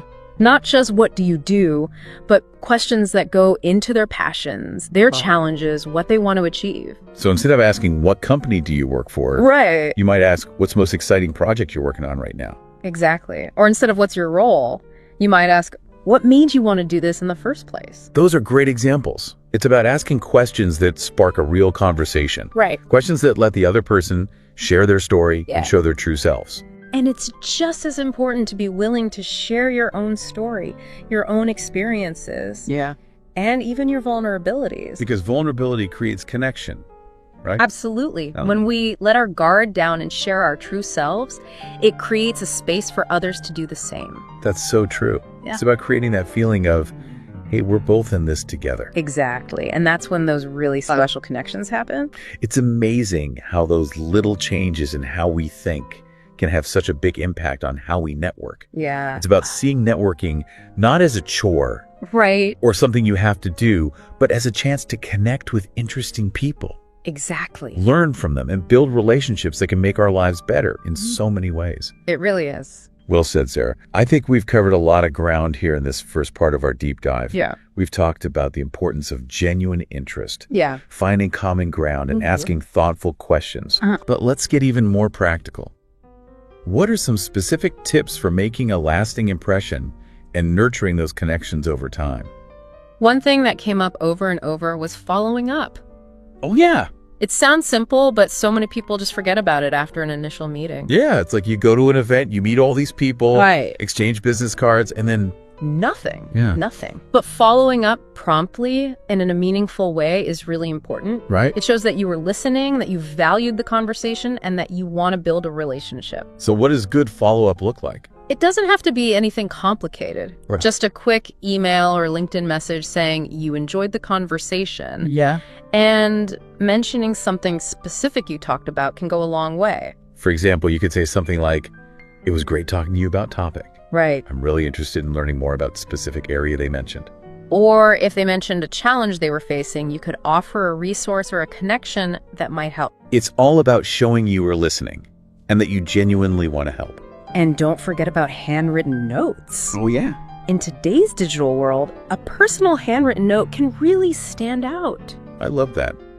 It's so thoughtful and unexpected. And it doesn't have to be a long letter. Right. Just a couple of lines expressing your appreciation and referencing something from your conversation can make a big difference. It's those little things that show you're going the extra mile. Right. You're not just going through the motions. You really care. Exactly. Another tip I found helpful is to keep a networking journal or a spreadsheet That's a great idea. where you jot down notes about the people you meet. It can be as simple as their name, company, and a few key details about their interests Right. or goals. That way, when you follow up or see them again, Right. you can reference those details and personalize your interactions. Exactly. It shows that you were paying attention and that you value the relationship. And it can be really helpful for remembering those little things that can make a difference, like their kids' names or a favorite hobby. It's those personal touches that turn networking into a real connection. So we've talked about following up and keeping track of our connections. Yeah. How do we nurture those relationships over time? One of the best ways is to consistently provide value. Yeah. This could be sharing relevant articles, industry insights, or introducing them to people in your network who might be helpful. So it's about being a resource, a connector, Wow. someone who's always looking for ways to help others. And it's not just about professional support. It's Right. also about being there for them personally. Like checking in with them, Right. congratulating them on their successes, Yeah. or just listening when they're going through a tough time. Exactly. It's those acts of care and support that strengthen those bonds and turn acquaintances into true friends. And those friendships can lead to opportunities you never saw coming. Absolutely. It's all about building those authentic connections, nurturing them over time, and seeing where they lead. Now let's talk about some of the common mistakes people make when networking. Okay. One thing that kept coming up was putting people on pedestals. Ah, yes. That classic mistake of being so impressed by someone's title or accomplishments that we forget they're human. It's like we forget they're just people too, Right. with their own hopes and fears. And when we put them on a pedestal, it creates this imbalance. Yeah. We come across as insincere or even desperate, Right. which can actually make it harder to connect with them authentically. So how do we avoid that trap? It starts by remembering that everyone, regardless of their achievements, deserves to be treated with respect Right. and humility. It's about approaching every interaction as an opportunity to connect with another human being. Exactly. Not a title or a LinkedIn profile. Right. And remembering that real connections are built on shared values, common interests, and mutual respect. Not on hierarchy or how important we think someone is. Right. Another common mistake is being too pushy or demanding, Oh, yes. The classic hard sell. like bombarding people with requests for favors, introductions, or advice without having built a real connection or shown that you're willing to help them too. And it almost always backfires. People can tell when someone's just trying to use them. Yeah. It's a huge turnoff. It's about understanding that building trust and rapport takes time. It's about focusing on nurturing those relationships, not on what you can get out of them. One of the sources shared this story about someone who was constantly asking their old boss for job referrals, Oh, yeah. but never really checked in or offered any help in return. Right. Eventually, that boss just started avoiding them. It's a perfect example of how being too aggressive can damage those relationships. Right. And actually limit your opportunities in the long run. It's about finding that balance between staying connected and being respectful of people's time Exactly. and boundaries. And remembering that networking is a marathon, not a sprint. It's about building those relationships over time Right. and being there for each other through thick and thin. And as those relationships deepen, you'll find that opportunities for collaboration, support, and even unexpected encounters will naturally come up. Speaking of unexpected encounters, I loved how many sources talked about the importance of networking before you need to. It's such a smart strategy. When you glimpse your network, when you don't have something specific to ask, Right. you take the pressure off Yeah. and you can approach those connections with a more relaxed and open mind. Exactly. Plus, when you do need help or advice, Yeah. you already have a network of people who know you and your work. It's like making deposits in a relationship bank account. I like that. You're consistently making an effort to connect, support, and offer value. Right. So when you do need something, you have plenty of resources to draw on. And it's not always about asking for something. Yeah. Sometimes it's just about having someone to bounce ideas off of, Yeah. get advice from, Right. or just someone to listen when things are tough. Exactly. A strong network gives you more than just professional opportunities. Yeah. It also gives you emotional support and a sense of belonging. It's like having a group of people who are rooting for you, Yeah, who have your back, and who want to see you succeed. exactly. And that feeling of community can be incredibly powerful. So as we move into the final part of this deep dive, Okay. what are some key takeaways you want to leave our listener with about navigating this complex world of networking? Well, Mike, one thing that came up a lot in our research was how technology has changed everything. Oh, yeah. For better or for worse. Right. We have these amazing platforms like LinkedIn Yeah. that let us expand our networks way beyond our immediate circles. It's like having this massive global directory of professionals at our fingertips. Exactly. And it's not just LinkedIn. There are online communities, forums, and social media groups for every industry and interest. It's incredible how much easier it is to find and connect with people who share our passions. Yeah. But on the flip side, I think there's a risk that technology can make our interactions feel less real. I agree. It's easy to get caught up in the numbers game. Collecting connections without really taking the time to build relationships. It's like we're sending out these generic connection requests. Right. Or spamming people with promotions without really trying to build rapport. And that's where the art of online networking comes in. It's about using these platforms in a smart and intentional way. So what are some tips for making real connections online without losing that authenticity? One of the most important things is to personalize your outreach. Yeah. When you're connecting with someone on LinkedIn, for example, take the time to write a message Okay. that mentions something specific about their work or profile that you like. Like a recent article they shared, a project they're working on. Right. Or even a connection you have in common. Anything that shows you've taken the time to look at their profile Yeah. and understand who they are. And once you're connected, don't just wait for them to reach out to you. Right. Engage with their content. Yeah. And comment on their posts. Right. And share articles or resources you think they might find helpful. It's those little actions that show you're interested and keep you on their radar. If you want to go even further, you could send a quick message thanking them for connecting. Yeah. Or mentioning something specific you found interesting about their work. That's a great way to start a conversation and build a connection. And don't be afraid to reach out to people you admire or who work in fields you're interested in. Absolutely. You never know who might be open to a virtual coffee chat Yeah. or a quick phone call. It's about being proactive and using these platforms to your advantage. And remember, networking isn't just about finding mentors or jobs. Right. It's also about connecting with your peers, sharing ideas, and supporting each other's growth. It's about building a community Exactly. of like-minded people. Who can challenge you, inspire you, and celebrate your successes. Exactly. And that feeling of community can be so valuable. Absolutely. So Sarah, as we wrap up this deep dive, Okay. what's one final piece of advice you'd give to our listener about networking, whether it's online or offline? I would say embrace the power of connection. Yeah. Come to it with an open heart, a generous spirit, and a real curiosity for the people you meet along the way. I love that. You never know where those connections might lead Right. or how they might change your life. Beautifully said, Sarah. You've given us so much to think about today. It was my pleasure. And remember, listeners, networking isn't just about what you can get. Right? It's about what you can get, what you can learn, Yeah, and who you can become through the power of human connection. absolutely. Now, what's one small step you can take today to start building those meaningful connections? I'd love to hear your thoughts. Let us know in the comments below. And don't forget to like, share, and subscribe to the Learn English Lab for more deep dives on topics that matter. Until next time, keep learning, keep connecting, and keep those conversations flowing. We've talked about the importance of genuine interest, finding common ground, and asking thoughtful questions. But let's get even more practical.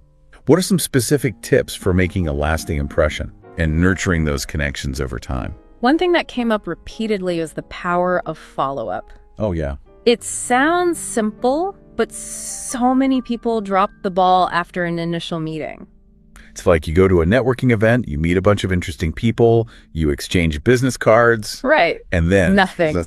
But following up promptly and meaningfully is so important. Yeah. It shows that you were paying attention, that you valued the conversation, and that you're serious about building a relationship. So what does a good follow-up look like? It doesn't have to be complicated. A simple email or LinkedIn message. Okay. Expressing your gratitude for the conversation Yeah. and mentioning something specific you discussed can go a long way. For example, you might say something like, It was great to chat with you about Topic Epic. I'm particularly interested in learning more about specific area they mentioned. Exactly. Or if they mentioned a challenge they were facing, you could offer a resource or connection that might be helpful. It's about showing that you were listening and that you're genuinely interested in helping them. And don't underestimate the power of a handwritten note. Oh, yeah. In today's digital world, a personal handwritten message can really stand out. I love that idea. It's so thoughtful and unexpected. It doesn't have to be a long, elaborate letter. Right. Just a few lines expressing your appreciation and referencing something specific from your conversation can make a big difference. It's those little touches that show you're going the extra mile. Right. You're not just going through the motions of networking. You really care. Exactly. You're being authentic and showing that you genuinely care about building a connection. Another tip that I found helpful is to keep a networking journal. Oh, yeah. Or a spreadsheet where you jot down notes about the people you meet.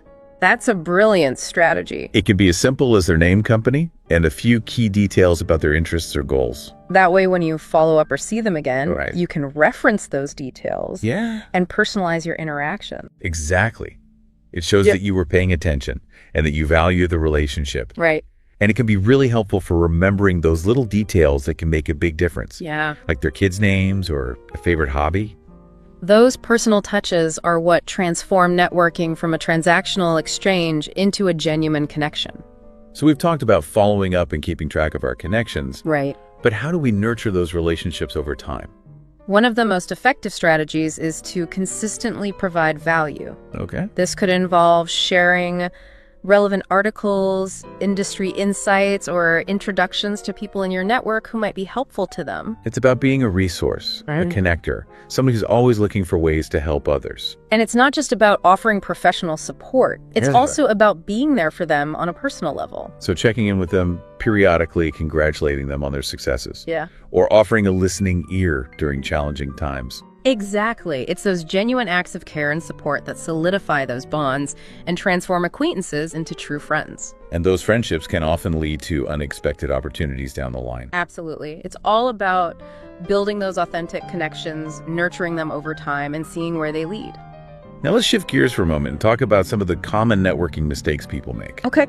One thing that came up repeatedly was this idea of putting people on pedestals. Ah, yes. The classic mistake of being so impressed by someone's title, accomplishments, or perceived status Yeah. that we lose sight of their humanity. That way we forget that they're just people too. Right. With their own hopes, fears, and vulnerability. And when we put them on a pedestal, it creates an imbalance in the interaction. Yeah. We come across as insincere or even desperate, which can actually hinder our ability to connect with them authentically. So how do we avoid this crap? It starts with recognizing that everyone, regardless of their achievements or status, deserves to be treated with respect Right. and humility.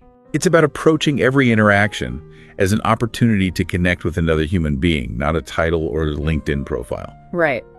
And remembering that genuine connections are built on shared values, common interests, and mutual respect, not on hierarchy or perceived importance. Another common mistake is being overly pushy or demanding. Oh, yes. The classic What's that? hard sell approach. It's like bombarding people with requests for favors, introductions, or advice without having established a genuine connection Right. or demonstrated a willingness to reciprocate. And it almost always backfires. People can sense when someone is just trying to use them, Yeah. and it can be a major turnoff. It's about understanding that building trust and rapport takes time. Yeah. It's about focusing on nurturing those relationships, not on what you can get out of them. One of the sources shared this anecdote about someone who was constantly hitting up their former boss for job referrals Oh, without ever really checking in or offering any help in return. Right. Eventually, that former boss just started avoiding them altogether. It's a perfect example of how being too aggressive can actually damage those relationships and limit your opportunities in the long run. It's about finding that sweet spot between staying connected and being respectful of people's time and boundaries. And it's about recognizing that networking is a marathon, not a sprint. It's about building those relationships over time and being there for each other through both the good times and the bad. And as those relationships deepen, you'll find that the opportunities for collaboration, support, and even serendipitous encounters will naturally arise. Speaking of serendipity, I loved how many sources emphasize the importance of networking before you need to. It's such a smart strategy. By building your network, when you don't have a specific ask, you take the pressure off. Right. And can approach connections with a more relaxed and open mindset. Exactly. Plus, when you do need help or advice, Yeah. you'll have a network of trusted connections who are already familiar with you and your work. It's like making deposits in a relationship bank account. I like that.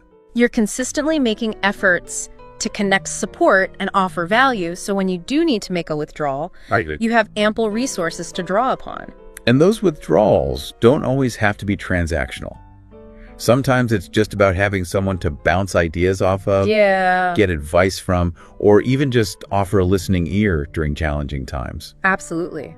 A strong network provides not just professional opportunities, but also emotional support and a sense of belonging. It's like having a tribe of people who are rooting for you, who have your back and who want to see you succeed. Exactly. And that sense of community can be incredibly powerful. So as we move into the final part of this deep dive, Okay. what are some key takeaways you want to leave our listener with about navigating this complex world of networking? Well, technology has definitely changed the networking game. Yeah, it's like a whole new world out there. Right. We have these amazing platforms like LinkedIn that allow us to connect with people from all over the globe. It's amazing to think about how much easier it is to find people who share our interests or career goals. Yeah. But there's also a downside. What do you mean? It's easy to get caught up in the numbers, like collecting connections without really putting in the effort to build real relationships. So it's like we're just sending out these generic connection requests. Right. Or blasting everyone with promotional stuff without actually trying to connect. Exactly.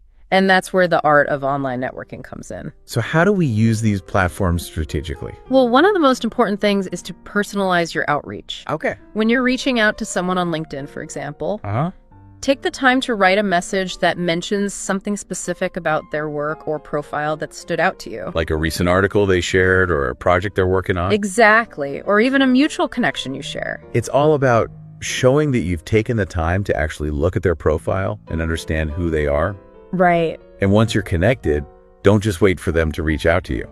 Exactly. Engage with their content, like and comment on their posts. Okay. Share articles or resources that you think they might find valuable. It's about staying top of mind. Right. And showing them that you're genuinely interested. And if you really want to make an impression, you could send a short personalized message thanking them for connecting. Oh, yeah. Or mentioning something specific that you found interesting about their work. It's all about starting a conversation and building that rapport.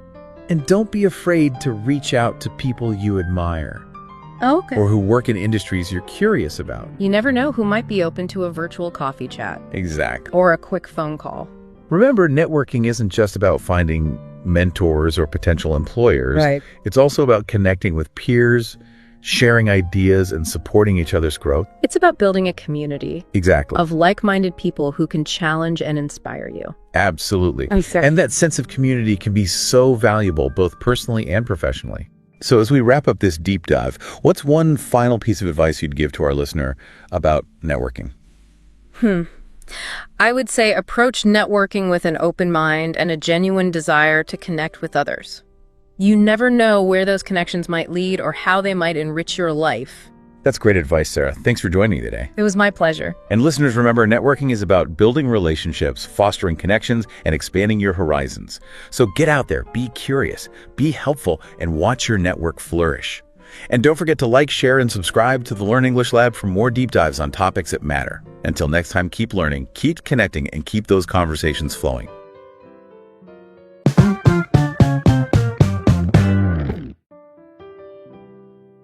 Hey everyone, and welcome back to the Learn English Lab. I'm Mike, your host, and today we're going to do a deep dive into a topic that is super important for better communication. Okay. Active listening. We've got a true expert in communication with us today. Sarah, thanks for joining us. You're welcome, Mike. Happy to be here. Now, I think we've all been there, right? Yeah. You're talking to someone and you just know they're not really listening. Yeah. Like their eyes are glazed over or they're just waiting to jump in with their response before you've even finished your thought. It's like talking to a brick wall. But, active listening, it's about way more than just hearing the words. Right. It's about really understanding the speaker's full message, their feelings, their intentions, even the stuff they're not saying. So, Sarah, can you break that down for us a bit? What is active listening and why is it so important? You're spot on, Mike. It's a whole different thing than just passively listening to words. It's about really being present and engaged with the person who's talking, not just waiting for your chance to jump in. It's about getting their message on all those levels. The words, of course, but also the emotions behind them, their body language, even their unspoken intentions. Like you're tuning into their whole being, not just their words. And it's so important for so many reasons, Mike. For one thing, it's like the foundation of any strong relationship, you know? When you actually practice active listening, you build that trust and respect with the other person. It shows them that you genuinely care about what they have to say, and you're really trying to understand their point of view. And that can make a huge difference, you know? Avoiding conflicts, building a good connection, and making your relationships with the people around you even stronger. It really can. And it's not just personal relationships either, right? No, not at all. It's super important for work, too. Think about it. When you're in a meeting or you're negotiating something or even just pitching an idea to your boss, being a good listener can really set you apart. It helps you get the information you need, understand everyone's point of view, and respond thoughtfully. Those are all such key skills for leadership and collaboration and, just being good at solving problems. For sure. And it's funny because a lot of people just assume that listening is something we do naturally. Yeah. But being an active listener, it's a skill, something you can actually work on and get better at. It's like learning a language or playing a musical instrument. The more you practice, the better you get. It's so true. And I remember when I first learned about active listening, I was blown away by this stat.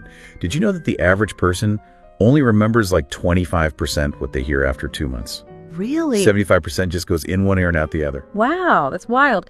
But it makes sense, right? When we really engage with information, when we consciously make that effort to listen and process it, our brains hold on to it better. Active listening techniques actually activate more areas of our brains. Oh, interesting. Which helps with memory and understanding. It's like giving your brain a workout. And we're not just talking about words here either. Remember, body language and all those nonverbal cues are a huge part of communication. Some research even suggests that over 65% of what we communicate isn't even spoken. Wow. So if most of what we're communicating isn't even in the words themselves, active listening has to be about way more than just what we hear. Exactly. You've got to pay attention to the speaker's whole presence, their energy, everything. Exactly. We need to be tuned in to all those subtle signals the speaker's giving us, both verbal and nonverbal. Their facial expressions, tone of voice, posture, even how they're using their hands. All those things give us these little insights into what they're really feeling and what they mean. It's like reading between the lines of the conversation. Okay, I'm starting to get it. Yeah. But how do we actually do this? How do we get better at active listening? What are some things we can do? That's the million-dollar question, right? The good news is anyone can improve their active listening skills. It's about being intentional about it and practicing. Yeah. And like any skill, the more you do it, the more natural it becomes. Right. So let's dive into some of those essential techniques. Okay, lay it on us. What are your top tips for becoming a better active listener? Okay, so first off, paying attention.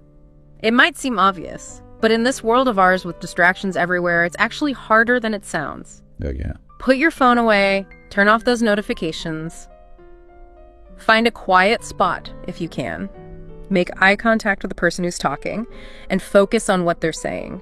Don't let your mind drift off and try to resist the urge to interrupt or plan what you're going to say next while they're still talking. Okay, so put the phone down, close the laptop, be present in the moment. I think we could all use a reminder about that sometimes. Definitely. Next up is showing that you're engaged. It's not enough to just be there. Yeah. You have to show the speaker that you're really listening and that you care what they have to say. Right. Nod your head, smile at the right moments, use little verbal cues like or I see to keep them going. It just lets them know you're with them and interested in what they're saying. So it's like giving them little signals that you're on the same page. Exactly. Those tiny cues make all the difference. And then there's providing feedback. This is where we take our listening to the next level. To make sure you're really understanding the speaker's message, try putting what you've heard into your own words. Okay. Say something like, so what you're saying is, or it sounds like you feel. This not only shows them you're paying attention, but also gives them a chance to make sure you've got it right. So paraphrasing is like hitting the save button, making sure you've stored the information correctly. Exactly. It helps both of you make sure you're on the same page. Another great technique is asking open-ended questions. This is about going beyond those simple yes or no questions and really inviting the speaker to go deeper into their thoughts and feelings. Try things like, can you tell me more about that? Or how did that make you feel? These types of questions show real interest and encourage the speaker to open up more. Those open-ended questions are so important. It gives them the space to really unpack everything instead of just giving a surface-level response. Absolutely. And maybe the most important one of all is withholding judgment.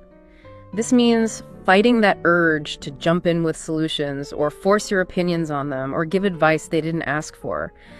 It's about making a safe space where they can share their thoughts and feelings without being judged or criticized. Sometimes people just need to vent or process their emotions, and the best thing you can do is just listen without trying to fix anything. That is a big one. Yeah. It's so tempting to jump in with advice, especially when we care about the person who's talking. Yeah. But sometimes the best thing we can do is just listen with empathy and understanding. Right. Without judging. It's about truly seeing things from their perspective, even if we don't necessarily agree with them. That's it. And that's often where people struggle, especially if they naturally like to problem solve or give advice. Yeah. But learning to hold back and just listen without judgment is one of the most valuable gifts you can give someone. You're so right about that, Sarah. And I think this leads us perfectly into the next part of our deep dive. I'd love to hear an example of how this works in a real conversation. Yeah. Like, how do these techniques actually play out? Absolutely. I'm happy to share an example. So picture this. Two friends, Lisa and Jody. Lisa's had a fight with her sister, and she's really upset. Okay. She calls Jody to talk about it. So Jody's going to use her active listening skills to be there for her friend. Okay. I can picture this. Lisa's on the phone, needing to vent about this family drama, and Jody's there to listen. What happens next? So imagine Lisa says something like, I just had this huge fight with my sister and I'm so upset. She just blew me off when I tried to talk to her about planning our parents' anniversary party, and now I feel terrible. Okay, so Lisa is clearly hurt and frustrated. It's Jody's time to shine as an active listener. Exactly. Instead of jumping in with advice or opinions, Jody starts by simply acknowledging how Lisa's feeling. She might say something like, wow, that sounds really rough. You must be feeling so hurt and angry right now. Okay, so right away, Jody is showing empathy and validating Lisa's feelings. She's not dismissing the situation or jumping to solutions. She's just letting Lisa know that she hears her and understands. Yes, exactly. And that's so important. To encourage Lisa to share more, Jody then asks an open-ended question like, can you tell me more about what happened? Okay. This gives Lisa the space to explain everything in her own words and work through those emotions. I love that. Yeah. It's so tempting to jump in with our own thoughts and advice. Yeah. But sometimes the best thing we can do is create that space for the other person to tell their story. You're spot on. And as Lisa's talking, Jody continues to show that she's engaged by making eye contact, nodding, and using those little verbal cues like, and I see to show she's following along. Right. These cues are so small, but so important. They show Lisa that Jody's present and really listening, even though she's not saying much. They create a sense of connection and support that's crucial in these kinds of conversations. Now, to make sure she's really understanding everything correctly, Jody uses paraphrasing. She might say something like, so it sounds like you're feeling hurt because your sister didn't seem interested in your ideas for the party, and it made you feel like your input wasn't valued. Perfect. That's paraphrasing in action. It not only shows Lisa that Jody's listening, but it also gives Lisa a chance to correct Jody if she's missed something or misunderstood. This back and forth makes sure they're both on the same page. Exactly. And that's a good place to take a pause for now. We've covered a lot of ground already. You know, from what active listening is to why it's so important to some of those essential techniques and even how they look in a real conversation. Yeah, we have. But we're just getting started. In the next part, we'll dive even deeper into the ins and outs of active listening. We'll explore some more advanced techniques and tackle some of the challenges that come up in those real-world conversations. Can't wait to hear more. Stay tuned for part 2 of our active listening adventure. Welcome back to the deep dive, everyone. We're picking up right where we left off, exploring the fascinating world of active listening with our expert, Sarah. Right. In part 1, we talked about what active listening is, why it's so important, but now I'm really keen to get into the how. Okay. Sarah, what are some more practical tips and techniques that we can use to really sharpen our listening skills and make those conversations we have every day more meaningful and have more impact? You're absolutely right, Mike. Knowing the theory is great, but putting it into practice is where the real magic happens. So let's jump right into some more of those actionable strategies that you can start using today. One tip that might sound a bit counterintuitive at first is this. Don't just listen with your ears, listen with your whole body. Okay. What I mean by that is pay attention to your posture, your facial expressions, even your breathing. When you're truly engaged in a conversation, your body naturally reflects that. You tend to lean forward slightly, you make eye contact, and your facial expressions mirror the speaker's emotions. But on the other hand, if you're bored or distracted, you might slouch across your arms or avoid eye contact. It's like your body is speaking a language of its own, and you want to make sure you're sending the right message. That's such a great point. It's like we're sending these nonverbal signals all the time, whether we realize it or not. So we need to be mindful of our body language and make sure it's aligned with our intention to be present and engaged in the conversation. Absolutely. And here's another interesting tip. Try to listen between the lines. Okay. Often what people don't say is just as important as what they do say. Pay attention to their tone of voice, their pauses, their body language. Are they hesitant to share certain details? Do they seem to be holding back their true feelings? Tuning into these subtle cues can give you valuable insights into the speaker's underlying emotions and intentions. So it's almost like we're playing detective. Yes. Looking for those little clues in the speaker's behavior and trying to piece together the full story. Precisely. Active listening is about more than just taking words at face value. It's about reading between the lines and understanding the deeper meaning behind the message. And sometimes that means paying attention to what's not being said. Right. Okay, that makes a lot of sense. Yeah. Now, what about those times when we're in a conversation with someone and we genuinely don't understand what they're trying to say? Maybe they're using jargon that we're not familiar with, or their explanation is just confusing. Yeah. What's the best way to handle those situations without interrupting the flow of the conversation or making the speaker feel like we're not paying attention? That's a common challenge, and it's important to address it in a way that shows respect for the speaker. Instead of just nodding along and pretending you understand, don't be afraid to ask clarifying questions. Okay. You could say something like, "I'm not sure I follow you there. Could you explain that a bit more?" Or, "What do you mean by," and then repeat the specific term or phrase that you didn't understand. So it's better to just pause for a moment and ask for clarification than to just fake it and risk misunderstanding the whole point of the conversation. Exactly. It's about being honest about your understanding and taking the time to get on the same page as the speaker. And here's another tip for those moments when you need a little extra help processing what you're hearing. Try silently summarizing the speaker's key points in your own words. This helps solidify your understanding and can also help you formulate thoughtful questions or responses later on. Okay, so it's like we're creating mental bullet points as we listen, highlighting the most important takeaways from the conversation. Oh, no. It's about actively engaging with the information and making it your own. Yeah. Now, here's a tip that might seem small, but it can make a big difference in how you're perceived as a listener. Avoid finishing the speaker's sentences, even if you think you know where they're going. Oh. It can be tempting to jump in and try to speed things up, but it can also make the speaker feel like you're not really listening or that you're more interested in hearing yourself talk. Oh, I am so guilty of this. Sometimes I think I do it because I'm eager to show that I'm following along and that I understand what they're saying, but I can definitely see how it could backfire and make the speaker feel rushed or cut off. It's a common mistake, but it's definitely something to be mindful of. When you resist that urge to finish someone's sentence, you're giving them the space to express themselves fully and at their own pace, and that can make a world of difference in how heard and respected they feel. Okay, that's a great reminder. Now, I'm curious about something. We've talked a lot about the verbal aspects of active listening, but what about the nonverbal side of things? How can we use our body language to show that we're truly listening and engaged? Excellent question, Mike. Nonverbal communication is just as important as verbal communication, if not more so. It's often the key to building trust, conveying empathy, and creating a sense of connection with the speaker. So let's dive into some specific nonverbal techniques that can elevate your active listening game. Awesome. I'm ready to take notes. All right, here's a simple but powerful one. Make eye contact with the speaker. This shows that you're focused on them and interested in what they have to say. But a word of caution, don't stare them down. That can feel intimidating and unnatural. Instead, aim for a comfortable and natural level of eye contact that shows you're present without being overbearing. So it's about finding that sweet spot where we're making eye contact enough to show we're engaged, but not so much that it feels creepy or uncomfortable. That's a great way to put it. It's about finding that balance that feels authentic and respectful for both of you. Now, here's another important nonverbal cue. Pay attention to your posture. Sit or stand up straight, but avoid being stiff or formal. Okay. Leaning forward slightly can show that you're interested and engaged, while leaning back can signal disinterest or boredom.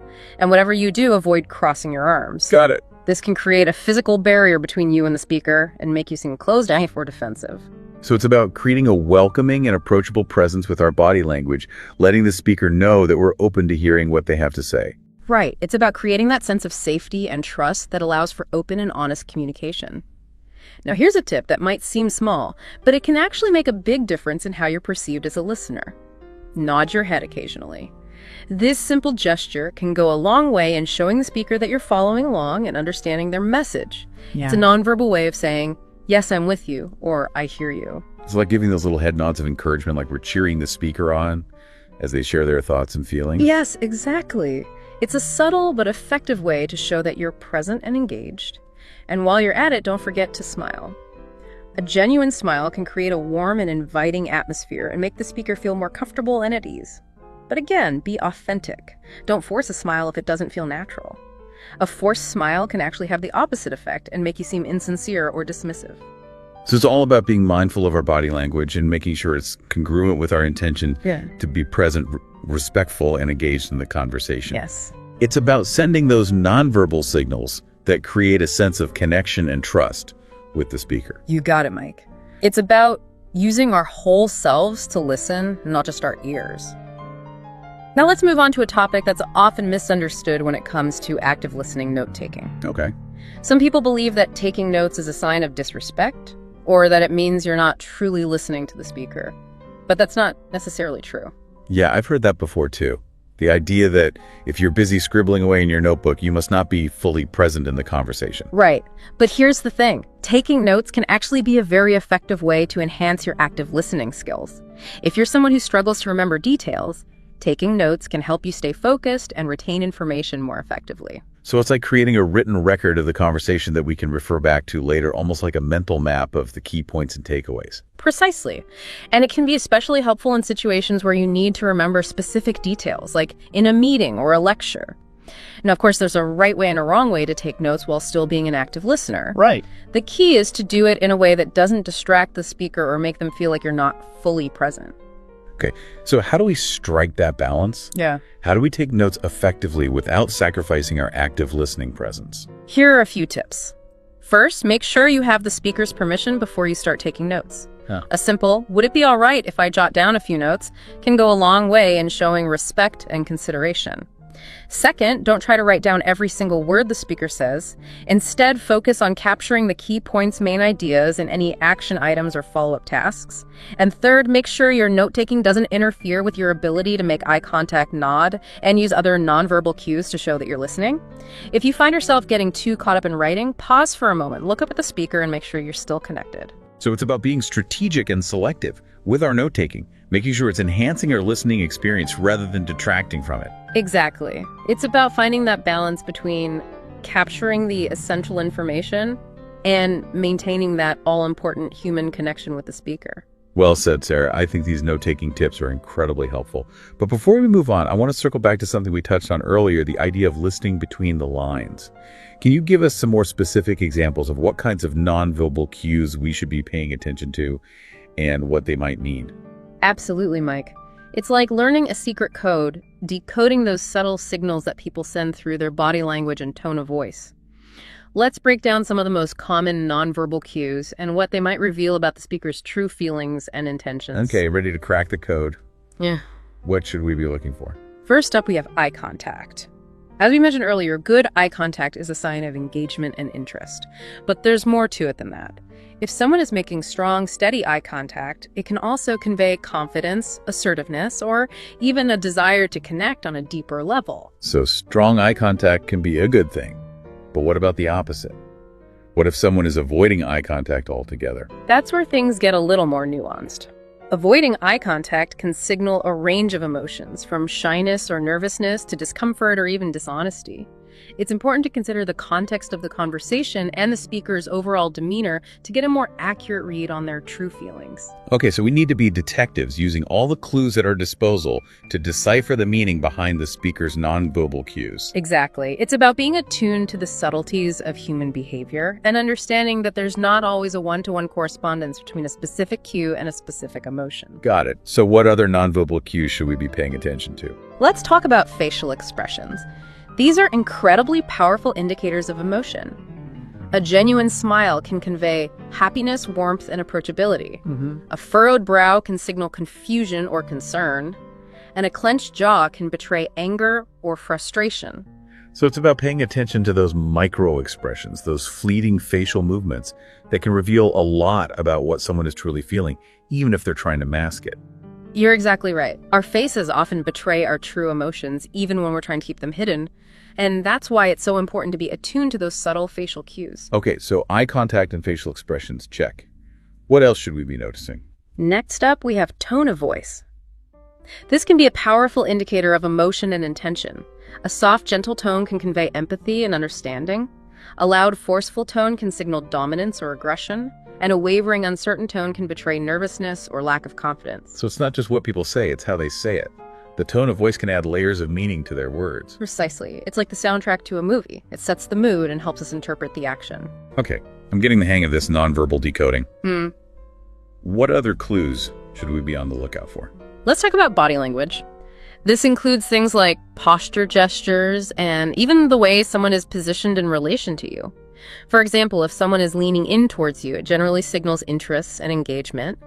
If they're leaning away or turning their body away from you, it could indicate disinterest, discomfort, or even a desire to end the conversation. So it's about noticing those subtle shifts in body position and how they reflect the speaker's level of comfort and engagement in the conversation. Exactly.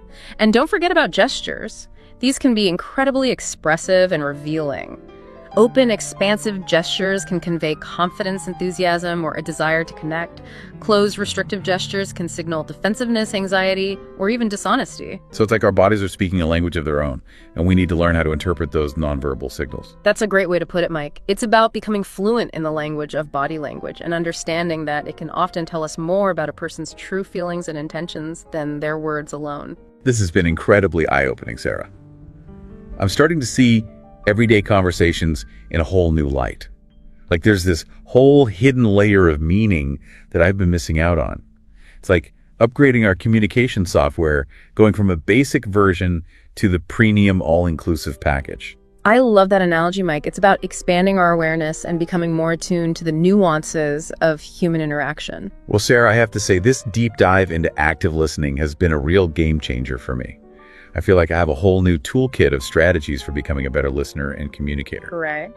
But before we wrap up part 2 of our episode, I want to touch on something that I think is incredibly important, especially in today's world. Okay, Mike, I'm intrigued. What's on your mind? We live in a time where it feels like everyone is constantly shouting their opinions and trying to get the last word. Yeah. It's all about being right, being heard, and winning the argument. In that kind of environment, active listening can feel almost radical. It can't. It's like swimming against the tide. Exactly. But I think it's more important now than ever. If we want to bridge the divides between us, build understanding, and have more productive conversations, we need to reclaim the art of active listening. You're absolutely right. Mike, active listening is an act of courage in a world that often prioritizes noise over understanding. It's about choosing to listen, even when it's hard, even when we disagree, even when we'd rather just talk. It's about creating that space for dialogue, for empathy, for genuine connection, even in the midst of all the chaos and noise. Exactly. It's about remembering that listening is not a passive activity. It's an act of creation. It's about building bridges, fostering understanding, and co-creating a more compassionate and connected world. Well said, Sarah. Yep. On that inspiring note, we'll wrap up part 2 of our deep dive into active listening. But don't go anywhere. In part 3, we'll explore the incredible benefits of active listening and how it can transform your relationships, your career, and even your own self-awareness. Welcome back to the deep dive, everyone. We're wrapping up our exploration of active listening with Sarah. Yeah. In the first 2 parts, we talked about what active listening is, why it's so important, and even got into some practical techniques for becoming better listeners. Right. But now I kind of want to shift gears a little and talk about the impact of active listening. Yeah. Like, what are the benefits we can expect to see when we really commit to this and become better listeners? That's a great point. Mike, active listening isn't just about making other people feel good. Although it does do that, it also has this ripple effect, creating positive changes in our relationships, our work, and even our own self-awareness. Okay. Let's start with relationships. What's at the heart of any strong, healthy relationship? It's trust, understanding, and that feeling of being truly heard and seen. That's exactly what active listening does. When you practice active listening, you're basically sending this powerful message to the other person. You matter. Your thoughts and feelings are important to me. I'm here to listen without judging and to understand your perspective. Yeah, it's like giving someone the gift of your undivided attention, which is so rare these days. Yeah, it really is. It's about making the other person feel like they're the only person in the room, like their voice truly matters. And that creates this feeling of safety, connection, and intimacy that's essential for any strong relationship. Right. Whether it's with a partner, a family member, a friend, or even a colleague. So active listening is like relationship superglue. It helps those bonds become stronger and more resilient. But I'm also curious about the impact of active listening on our professional lives. I know we touched on this a bit earlier, but can you talk more about how being a good listener can actually help us in our careers? Of course. Active listening helps us build rapport, gather information effectively, and understand different perspectives. These are all such essential skills for effective leadership collaboration and problem solving. All things that are super valuable in any workplace. Yeah. Think about it. When you're truly listening to your colleagues, your clients, your boss, you're picking up on valuable insights that you might have missed otherwise. You're building trust and understanding, and you're showing them that you value their input. And that can make a big difference in how you're seen as a colleague, a team member, a leader. So it's not just some fluffy, soft skill. It's like a secret weapon for success at work. Exactly. And the best part, active listening is a skill that can be learned and developed just like anything else. It takes practice and intention, but the rewards are huge. Totally. I'm sold on this. Okay. But, we've talked about how active listening benefits our relationships with other people. But what about our relationship with ourselves? Oh, that's interesting. Does active listening have an impact on our own self-awareness and personal growth? That's a great question, Mike. And it's something that often gets overlooked.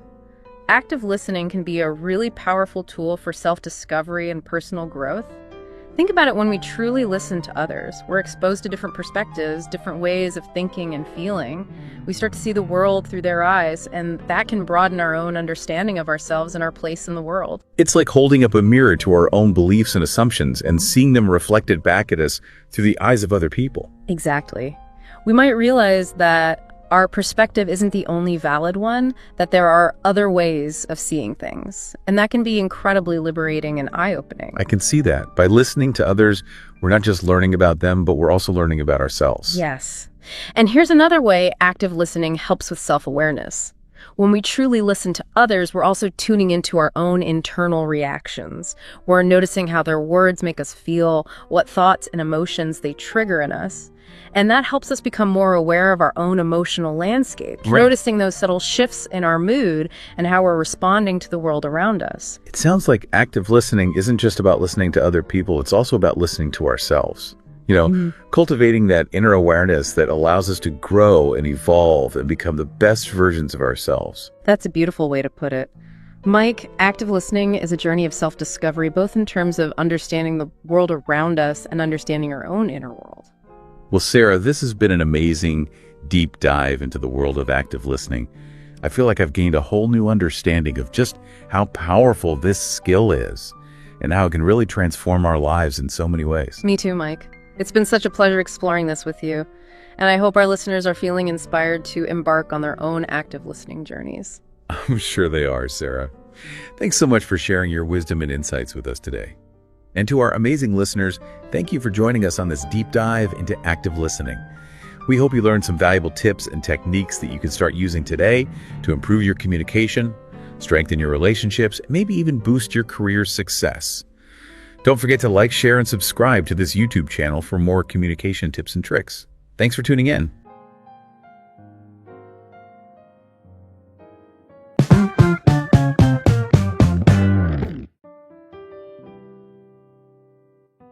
Hello and welcome to the Learn English Lab. I'm Mike, and wow, are we in for a treat today? We're diving deep into something I think we all want more of in our lives, those amazing, supportive, truly fulfilling friendships. And to help us get there, we've got the incredible Sarah joining us. So happy to be here, Mike. We talk a lot about romantic relationships, but friendships, they're really the key to a longer, healthier, and happier life, wouldn't you say? Oh, absolutely. And it's not just like a warm, fuzzy feeling. There's actual science behind it. Studies show that having strong social connections can actually cut our risk of dying early by like 50%. It's basically having this built-in team to help you through all of life's craziness. It really is. And what's so cool is that those benefits, they're not just for your mental health. Having close friends, it actually helps your physical health too, Less stress, a stronger immune system. It even helps you bounce back faster when you do get sick. It's funny, we kind of take friendships for granted sometimes. But seriously, think about it. Who do you turn to when you're celebrating something awesome? Or when you just need a shoulder to cry on?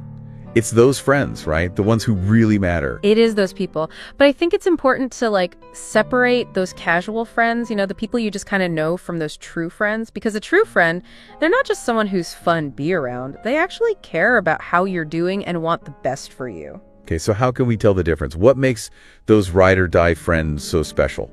Well, one of the biggest things is that they're genuinely interested in you, It's not about waiting for their turn to talk, but actually wanting to hear about your hopes, your dream, even the stuff you're kind of afraid to share. It's about feeling like they see you, accept you for who you really are, quirks and all. I get it. It's like they're your biggest cheerleader, but they're also not afraid to call you out when you're messing up, right? Exactly. Being able to be vulnerable, Emma, without feeling judged, because opening up is scary, let's be honest. But research shows that sharing those personal struggles with a close friend, it actually makes the bond stronger. You know what? I can totally relate to that. When I moved to a new city, I felt so lost, But then I started hanging out with people from this hiking group and talking about our lives while we were out in nature. It really helped us become close friends fast. There you go. That's a great example of how doing things together, sharing those experiences, it just creates this deeper connection, wouldn't you say? For sure. So we know these true friends are super valuable, and being vulnerable helps build those bonds. But the big question is, how do we actually find these amazing people? It can feel pretty intimidating, right? Where do you even start? You're telling me this whole modern world, it can make it harder to find those deep connections. But the good news is, it's not about luck. It's about making a conscious effort. So we can't just sit back and hope for the best? Nope. You gotta put yourself out there. Now, I know that might sound scary, but it doesn't mean you have to transform into this super social butterfly overnight. So baby steps are okay. Totally. Start small. If you're more on the quiet side, maybe just reconnect with an old friend. That could be a great first step. If you're naturally outgoing, just, pay attention to those moments when you feel a connection with someone. And then take a chance. See if you can turn it into something more. That takes some pressure off. It's like recognizing those little sparks and then doing something to fan the flames. Right. I like that. And the important thing is to be yourself, Authenticity, that's what attracts the right people. Share your real interests. Don't try to be someone you're not. So be yourself, be open to trying new things, and take the initiative. Got it. But let's be real. Sometimes it feels awkward, putting yourself out there. Any advice on how to make it less, cringy? You know what really helps? Being genuinely curious about other people. Ask questions, listen to their answers, and give them space to talk about themselves. Because let's be honest, people love talking about themselves, right? It makes them feel heard. Oh, you know what? That reminds me of this thing I read. It said that talking about yourself, it actually activates the same pleasure centers in your brain as food. And get this, sex. So no wonder people enjoy it so much. You're kidding. So asking questions and being a good listener, it's actually beneficial for both people. Win-win. That's amazing. So be ourselves, be curious, look for those activities we can share with others. Those are great starting points. But what else can we do to, level up our friend-making game? Sometimes it's those small, everyday moments that can make a difference. That smile you give a stranger, chatting with the barista, giving someone a genuine compliment, those little acts of kindness, they make you more approachable and might just open the door to a new connection. I love that. It's like planting little seeds of connection everywhere we go. You never know what might grow. Right, and sometimes those seeds, they sprout in the most unexpected places. I read this story about a guy who was new in town and felt super lonely, so he decided to walk his neighbor's dog. And that simple act, it led to him meeting all these new people and forming some really great friendships. Wow, that's a great reminder that even the smallest actions can have huge results. It all starts with taking that first step, doesn't it? It totally does. And once you've made those first connections, the real magic happens when you start nurturing those bonds. That's how we turn those acquaintances into true, lasting friendships. Okay, so we've talked about why friends are so important, how to spot a true friend, and some ways to meet new people. But what about keeping those friendships strong, especially when life gets super busy? I feel like that's where things get tricky. It definitely is. Life throws a lot our way, but don't worry, we've got you covered. When we come back, we're going to dive into the art of nurturing those friendships, so they don't just survive, but they actually thrive, even when things are crazy. Stay tuned. Welcome back to the Learn English Lab. We're right in the middle of our deep dive into building those awesome friendships that make life better, more fun, and hey, we even learned they can make you healthier. I'm so glad to be back, Mike. We've done some great work, right? Figuring out why friends are so important and how to start those first connections. But now let's switch gears a bit and talk about how to make those friendships last. That's the real challenge sometimes, wouldn't you say? I think so. I mean, it's like anything you value, your garden, your car, heck, even a comfy pair of shoes. Got to give them some love and attention if you want them to stay in good shape. Oh, I love that analogy because it's so true. Friendships, they're like any relationship. They need to be nurtured. Life gets in the way, we get busy, but those little things you do consistently, that's what really matters in keeping those bonds strong. So give us the goods. What are some practical tips to make sure we're not accidentally ghosting our friends, even when our schedules are packed? Okay, well, first off, regular check-ins, those are huge. And it doesn't have to be a big deal. Just a quick text to say, hey, thinking of you. Or a voice note sharing something funny that happened. Or even just calling them up out of the blue to see how their week's going. It shows you care, even when you're swamped. Yeah, it's like saying, hey, you're still on my mind, even with all this craziness going on. Exactly. Yeah. And don't forget about fun. Make time for those things we both enjoy, whether it's trying that new ramen place everyone's talking about, going to a concert, or even just having a movie night at home. Whatever floats your boat, it shows you're making the friendship a priority. Makes sense. It's like actually putting it in your calendar, like you would a work meeting, but way more fun. Exactly. And here's one that I think people often forget. Express appreciation. Those little acts of coldness, remembering what's important to them, actually telling them how much you value their friendship, that stuff goes a long way. I know. It's funny how we just assume our friends know how we feel, but honestly, hearing those words out loud, it really can make all the difference. Like, I know when I get a heartfelt note from a friend, just appreciating something specific they see in me, it totally makes my day. Doesn't it? Those little affirmations, they're so powerful. And it reminds me of the study I read. It showed that even small, unexpected gifts, like bringing your friend their favorite coffee or surprising them with a book you think they'd like, it can really strengthen that bond and make them feel super valued. I love that. Those little I get you gestures, they mean so much. And speaking of going the extra mile, one of the articles we shared for this deep dive told this great story about two friends who lived in different countries. And they had this tradition of sending each other postcards whenever they traveled. Such a small thing, but those postcards, they became this symbol of their lasting friendship. It's so true. Even when you're miles apart, those little efforts, they bridge the gap and show your friend they're important to you. So we've got these awesome tools for keeping your friendship strong, those check-ins, fun times, expressing appreciation. But let's be real for a second. Even in the best friendships, disagreements happen, right? And can healthy friendships really survive those conflicts? Because honestly, sometimes it feels like walking on eggshells. It's true. Disagreements are bound to happen in any close relationship. And healthy friendships, they're not about avoiding conflict altogether. It's about learning how to deal with it in a way that's actually constructive. Believe it or not, it can actually make the bond stronger if you handle it right. Okay, that's good to hear, because I'm picturing those epic friend breakups you see in movies, and that's not exactly inspiring. Right, but think about it. Haven't you had those arguments with friends where, even though it was tough in the moment, talking it through actually made your friendship stronger in the end? Oh, totally. Like this one time, my friend and I had totally different ideas for a trip we were planning. We were both being super stubborn. But after some honest conversations, well, maybe a slightly heated debate, we actually found a compromise that worked for both of us. And you know what? Looking back, the trip itself was amazing, but what I really remember is how we learned to work through those differences. That's it. That's a perfect example of healthy conflict resolution. It's about communicating respectfully, taking responsibility for your part, and really trying to understand each other's point of view instead of just trying to win the argument. So it's less about being right and more about finding a solution that everyone can live with. Exactly. And remember, sometimes it's okay to agree to disagree. Not every conflict needs a neat little resolution. The most important thing is to maintain that mutual respect and a willingness to move forward together. This is great. We've talked about making those bonds stronger and handling those disagreements like champs. But there's another part of friendship that I think can be hard to talk about, What happens when friendships just naturally drift apart? It's like that elephant in the room no one wants to acknowledge. It is. It's one of those bittersweet things about friendship. But you know what? Sometimes it's perfectly normal for friendships to change and evolve. People grow, our lives change, and it doesn't mean anyone did anything wrong. I think we put this pressure on ourselves to like hold on to every friendship we've ever had. But it's like trying to squeeze into a pair of shoes that don't fit anymore. It's just not comfortable. You nailed it. And forcing a connection that's not really there anymore, it's not authentic, it's not good for either person. It's okay to recognize that some friendships have a season, and that's all right. It doesn't take away from the value of the time you shared. It's like those different chapters in a book, right? Some are full of action, some are more thoughtful and quiet, but they all make up the whole story.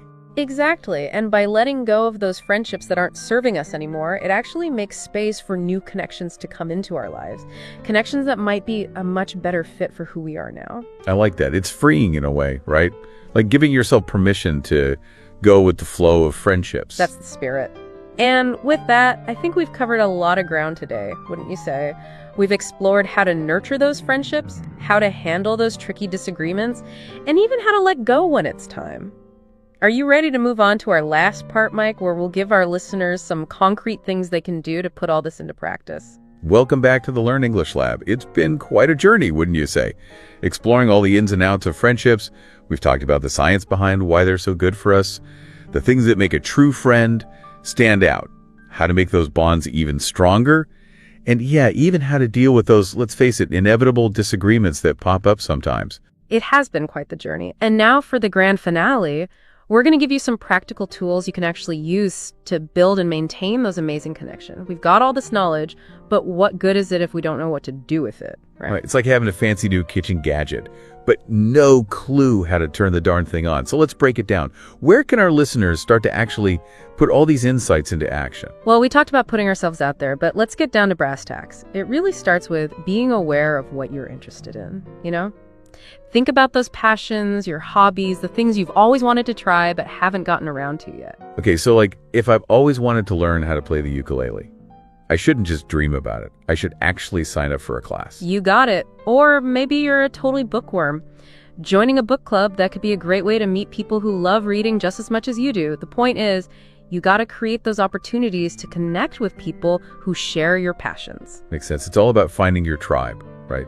Exactly. Having those shared interests, it just gives you something to talk about naturally, helps you build that connection. And don't limit yourself to just one thing. The more you explore, the more chances you have to meet people you really click with. So, like, diversify our social portfolio. I like it. And if the idea of like walking into a room full of strangers makes you want to hide, you know, there are other ways to connect online communities, you know, forums, Facebook groups. Those can be a less intimidating way to start, especially if you're more on the introverted side. That's good to know. It takes the pressure off, right? For sure. And honestly, you never know where those meaningful connections are going to come from. I read this story about this woman who started volunteering at an animal shelter, you know, and she ended up becoming really close friends with the other volunteers. That shared love for animals, it turned into something really special. That's so cool. It just goes to show even those unexpected places can lead to amazing friendships. Got to be open to those possibilities. Right. And volunteering in general, it's a fantastic way to give back and meet people who care about the same things you do, you know? Whether it's a food bank, mentoring kids, environmental stuff, there's something for everyone. Awesome. So you found something you enjoy doing, you're putting yourself out there, and you've met some cool people. Now what? How do you go from like those initial hellos to a real solid friendship? That's where all that nurturing stuff comes in. We talked about those regular check-ins, scheduling fun things to do together. But it's more than that. It's about being genuine, being the kind of friend you'd want to have. So like, treat others how you want to be treated. The golden rule of friendship. Pretty much. Be a good listener, be there for them when they're going through tough times, celebrate their successes like they're your own. Remember those important dates and milestones, you know, all those little things, they show you really care about the friendship. It's funny how those little things can make such a big difference, right? Like, I remember this one time, a friend brought me my favorite takeout after I had a really rough week. It wasn't anything crazy, but it meant the world to me because it showed they were paying attention and actually cared about how I was feeling. Exactly. Those small acts of kindness, they say a lot. They show your friend that there was just some afterthought, you know, when you're busy with everything else. It's like saying, hey, you matter to me even when life's chaotic. But speaking of chaotic, How do we manage to make time for friends when we've got work, family, all that stuff going on? It's a constant battle. Oh, I know. You got to be intentional about it, you know? But one thing that can help is trying to include your friends in your everyday routines instead of always trying to plan these big elaborate outings. Invite a friend to join you for your morning walk or suggest trying a new workout class together, you know? So find those pockets of time and be creative with how we connect. That's it. Doesn't have to be a big production every time. Even just grabbing coffee or a quick phone call can do wonders for staying connected. Makes sense. It all adds up, right? Those little moments keep the friendship going. But even with the best intentions, sometimes disagreements are going to happen. We talked about navigating those conflicts. Any other tips for dealing with those tricky situations? You know, the key is to approach those conflicts wanting to understand, not to blame, you know? Check your ego at the door and really listen to what the other person is saying. So it's a we're in this together kind of thing, not you versus me. Exactly. And communicate. Don't let things fester. If something's bothering you, say it. Calmly and respectfully, of course, focus on how you feel instead of attacking the other person. That's good advice. But what if you've tried to communicate, but the same issue keeps coming up? That's when you might need to have a deeper conversation about the friendship itself. Be honest about what you need and what you expect from the friendship. And be open to hearing their side of things too. Sometimes giving each other honest but kind feedback can actually change the dynamic for the better. I see your point. But what if even after all that, the friendship still feels kind of, one-sided, like you're always the one reaching out or offering support? That's a tough one, and it takes a lot of self-awareness to recognize when that's happening. Sometimes, even if you've tried your best, a friendship might have just run its course, and that's okay. It's okay to let go gracefully, cherish those memories, but make space for new connections that might be a better fit for you right now. I think that's important to remember. Friendships, they're like any relationship. They change over time. Sometimes they get stronger. Sometimes they naturally fade. And that's all right. It's all part of life, right? It really is. And the beautiful thing about friendship is that it's a two-way street. Just like we need to be mindful of who we surround ourselves with, we also got to strive to be a good friend to others, right? It's about pulling your own weight, being supportive, trustworthy, showing up authentically. It's not just about what you get, but what you give too. That's the heart of it, being the best version of ourselves so we can have a positive impact on the people around us. Wow, this has been such an incredible conversation. Thank you so much for being here with us at the Learn English Lab, Sarah. I feel like I've learned so much about the power of friendship. It's been a pleasure to be here. And to all you amazing listeners out there, thank you for joining us on this deep dive into friendships. Don't forget to like, share, and subscribe to this YouTube channel. We'll catch you next time on the Learn English Lab.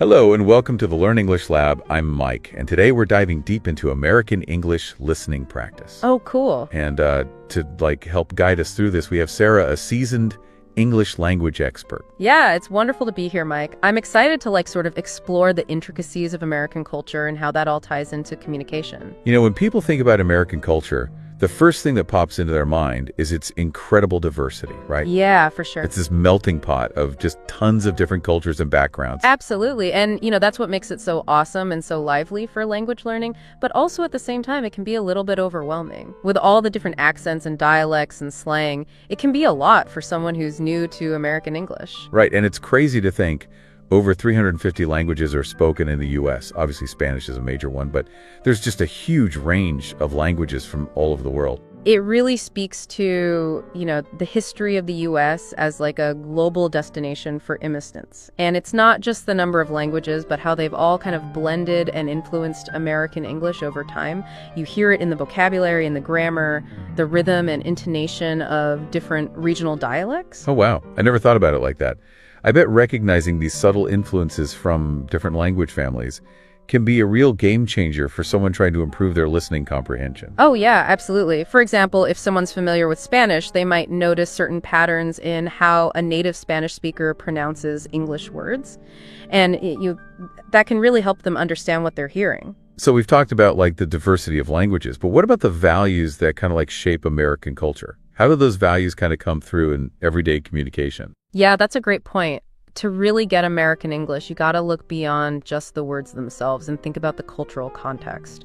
Values like freedom, equality, individualism, materialism, and the pursuit of happiness, these are really deep in the American mindset, and they influence the way people express themselves. I can totally see how that plays out. Like, the emphasis on individualism probably explains why Americans are so direct in their communication style, right? Exactly. And the value placed on, the pursuit of happiness could explain that American optimism, the can-do spirit, even when things are tough. It's almost like these values are just bubbling beneath the surface of every American conversation, even if they're not saying it outright. And we can't forget that, strong emphasis on hard work and education in American culture. These topics come up everywhere, whether you're watching the news, listening to something, or just talking to someone at a coffee shop. For sure, the concept of the American dream, achieving success through hard work and determination, it's a strong cultural narrative here. And then you have these prestigious universities like Harvard or Stanford. They're seen as symbols of achievement and upward mobility. And you often hear them mentioned in conversations about careers, success, and even personal identity. This is all so interesting. But can we maybe change gears for a second? Let's talk about something a bit more fun. Let's dive into American pop culture. You can't really imagine American culture without music, right? Jazz, rock and roll, hip-hop, pop country, these have had a massive impact globally. And they've definitely shaped how Americans use language. Oh, 100%. American music is like a little snapshot of the country's diverse influences, and its impact on language is undeniable. Think about how often you hear expressions like feeling blue or hitting a high note. These are taken directly from music. And then there's Hollywood. Blockbuster movies, hit TV shows, celebrity culture. It's all part of American culture. It has to influence slang and everyday expressions. Absolutely. Hollywood plays a huge role in shaping how Americans talk, think, even dress. Movie quotes, catchphrases, they just slip into everyday conversation. And then you've got social media where celebrities and influencers are always coming up with new slang terms and trends that catch on super fast. What about American cuisine?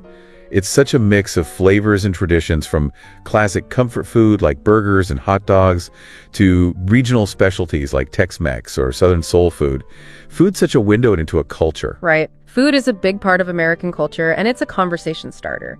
People love to talk about their favorite restaurants, argue about the best way to cook something, or just share a meal together.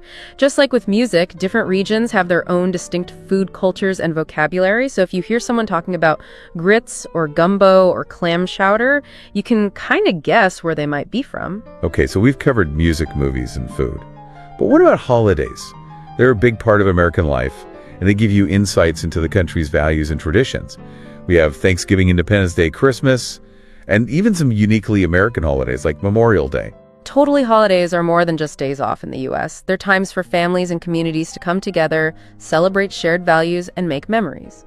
Each holiday comes with its own traditions, vocabulary, and topics of conversation.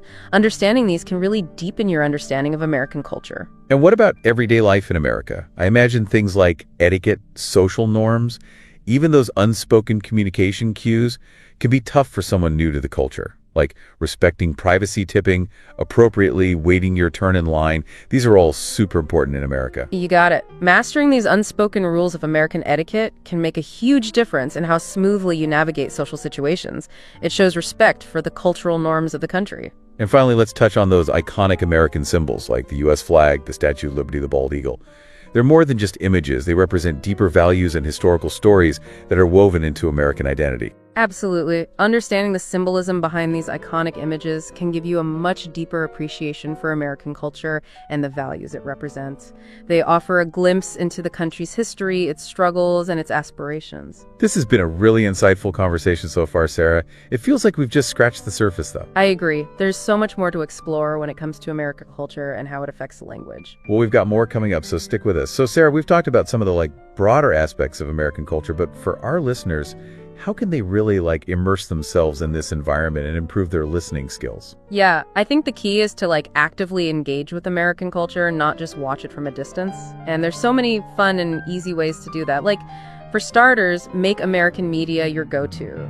Movies, TV shows, YouTube videos, those are all great resources. Yeah, I could see how that'd be helpful. But I'm guessing it's not just about watching, right? It's about actively listening and trying to pick up on those nuances we mentioned earlier. Exactly. Don't just passively absorb the content. Engage with it. Pay attention to the dialogue, the accents, the slang, the humor. Pause, rewind, repeat. Take notes on new words or expressions you hear. The more you actively engage, the better you'll understand those American speech patterns. How about music? We talked about how influential American music is worldwide, but how can people use it to improve their listening comprehension? Music is so powerful for language learning because it combines rhythm, melody, and lyrics in a way that makes language memorable. Start by exploring different genres of American music. Find songs you enjoy, read along with the lyrics, and try to figure out the themes, emotions, and cultural references in the music. And don't be afraid to sing along. It's a great way to improve your pronunciation and rhythm. You know, I've heard that podcasts could be really good for English learners, too. What do you think about that? Podcasts are amazing. You can find podcasts on almost anything, and they expose you to a ton of accents, speaking styles, and vocabulary. Plus, because podcasts are only audio, they force you to focus on your listening. What about reading? I'm assuming that's also important for listening skills, even though it's not directly related to listening. Oh, reading is super important for building vocabulary, improving grammar, and understanding sentence structure. But to connect reading to listening, try reading out loud. Pay attention to the rhythm, intonation, and pronunciation of the words. You can even record yourself and then listen back to see where you can improve. So we've got movies, TV, music, podcasts, and reading. Any other strategies listeners can use to enhance their American English listening skills? Well, nothing beats real-life conversation. If you know any native English speakers, whether it's through friends, colleagues, or language exchange partners, take advantage of those opportunities to practice. What if someone doesn't have access to native English speakers in their everyday life? Are there any online resources they can look into? Absolutely. There are so many platforms now where you can connect with native speakers for language exchange, join virtual conversation groups, or even take online tutoring sessions. It's all about finding chances to interact with real people and get comfortable with the natural flow of conversation. It's important to remember that making mistakes is a normal part of learning, right? 100%. Don't let the fear of messing up hold you back. Actually embrace those mistakes. Every mistake is a chance to learn and grow. That's a great mindset. It's easy to get discouraged when you're learning a new language, but remembering that mistakes are part of the journey can make a big difference. Totally. Be patient with yourself, celebrate your progress, and don't be afraid to laugh at your mistakes along the way. Learning a language should be fun, not a chore. Okay, so we've talked about cultural immersion and given a bunch of tips for improving listening skills. But before we wrap up, I want to talk about another big part of listening comprehension, and that's active listening. Great point. Active listening is super important, especially when it comes to American English. It's not just about hearing the words. It's about really engaging with the speaker, paying attention to their verbal and nonverbal cues, and asking questions when you need to. So it's not just about understanding the words themselves, but about understanding the meaning behind them, picking up on the nuances, and understanding the context. Right. Active listening means paying close attention to the speaker's tone of voice, facial expressions, and body language. These nonverbal cues can tell you a lot about the speaker's emotions, intentions, and even their hidden message. That makes sense. You can say the same sentence in so many different ways, and the meaning can totally change depending on your tone of voice or her facial expression. Exactly. Active listening is all about picking up on those subtle layers of communication that go beyond the literal words being spoken. So for our listeners who are working on improving their American English listening comprehension, what are some active listening techniques they can practice? Here are a few tips. First, minimize distractions and focus on the speaker. Make eye contact and show them that you're fully engaged in the conversation. Second, pay attention to nonverbal cues like facial expressions, body language, and tone of voice. These can often provide clue about the speaker's true meaning. Third, don't be afraid to ask questions if you're not sure about something. It shows that you're really listening and want to understand what they're saying. Fourth, try to summarize or rephrase what you've heard to make sure you got the main points. This helps you understand better and shows that you're actively listening. And finally, be patient. Active listening takes time and effort, so be kind to yourself and let the conversation happen naturally. Those are great tips, Sarah. Active listening is definitely a skill that takes practice, but it's worth it. Absolutely. Active listening is the foundation of good communication, and it's a skill that will help you in all parts of your life, both personally and professionally. Well, Sarah, this has been a really insightful deep dive into American English listening practice. You've given our listeners so much valuable information and advice. I've learned a lot myself. It's been a pleasure, Mike. I always enjoy sharing my love for language and culture. And for our listeners out there, keep practicing, stay curious, and don't let those mistakes get you down. Remember, learning English is an adventure, and every step you take gets you closer to fluency. And don't forget to have fun along the way. Absolutely. Learning a language should be an enriching and enjoyable experience. So embrace the challenges, immerse yourselves in American culture, and keep your ears open for all the amazing sounds and expressions you'll come across. And one last thing, Mike. Of course, what's that? If our listeners are enjoying this deep dive, we'd love for them to share and subscribe to the Learn English Lab YouTube channel for more episodes like this one. That's right. We have so much more content coming, so hit that subscribe button and join our community of English learners from around the world. See you in the next episode. Happy listening. You know, we've talked about active listening as a key skill, but I think there's another piece to this listening comprehension puzzle we haven't really touched on yet, and that's critical thinking. Oh, for sure. Critical thinking is so important for really understanding and evaluating what you hear, especially now when information's coming at us from all sides. Yeah, it feels like we're constantly bombarded with messages from the news, social media advertising, even just casual conversations. How can we sort through all that and figure out what's actually worth paying attention to? Well, that's where critical thinking comes in. It's not just about absorbing information passively. It's about questioning what you hear, analyzing the source, looking at the evidence, and forming your own informed opinions. So it's not about blindly believing everything we hear, but about digging deeper and thinking for ourselves. Exactly. Critical thinking means asking questions like, who's giving me this information? What's their perspective or agenda? Do they have evidence? What are some other viewpoints I should think about? That's so crucial, especially with news and current events. There's so much bias and misinformation out there. Totally. It's so important to be smart about the information we consume. Don't just accept things at face value. Do your own research, double-check facts, and be careful of those sensational headlines or emotional language. And I bet critical thinking is important, not just for understanding the news, but for everyday conversations too. Absolutely. Critical thinking helps you understand those subtle cues we talked about, like tone of voice, body language, and implied meaning. It's about reading between the lines and getting what's not being said directly. That makes a lot of sense. So for our listeners who want to improve their critical thinking skills, what are some practical things they can do starting today? Let me think. First question, everything. Don't just take things for granted. Be a little skeptical and ask questions about the information you come across. Second, think about the source. Who's providing the information? What's their background and expertise? Are they credible and trustworthy? What might be motivating them or influencing their viewpoint? Third, look for evidence. Are there facts, statistics, research to support what they're saying? Is the evidence solid, and can you check it? Fourth, be aware of potential biases. We all have biases, whether we realize it or not. Try to spot any biases in the information you're taking in. Fifth, get different perspectives. Don't just rely on one source. Gather various viewpoints to get a broader understanding of the topic. And lastly, be open to changing your mind. Critical thinking involves being willing to shift your opinions when you see new evidence or hear different perspectives. Those are really helpful tips. Critical thinking definitely takes practice, but it's so important for navigating our complicated world, especially when trying to understand other cultures and perspectives. I totally agree. And the great thing is, the more you use critical thinking, the easier it gets. It's like a muscle that gets stronger the more you work it. Well, Sarah, this has been an incredibly insightful deep dive into American English listening practice.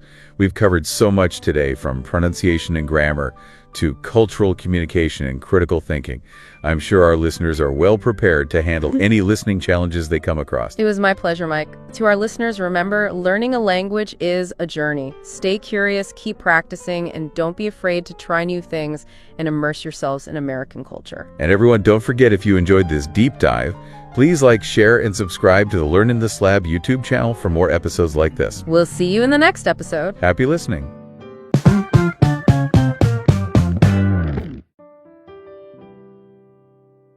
Hello and welcome to the Learn English Lab. I'm Mike, and wow, I'm so excited for this deep dive. We're going to be talking about how to describe your ideal day, in English. Not just learning the vocabulary, but really getting to the heart of what makes you happy. And to help us unpack all of this, we have the amazing Sarah, our language expert. I'm so happy to be here, Mike. It's going to be a great episode. So before we jump into the specifics of how to describe a whole day, what even is an ideal day, right? Is it like a checklist of activities, or is it more of a feeling? What do you think? It's a good question, and it's tempting, I think, to go straight to those activities, but an ideal day is really personal. It's unique to you or to me. It's more about how you feel.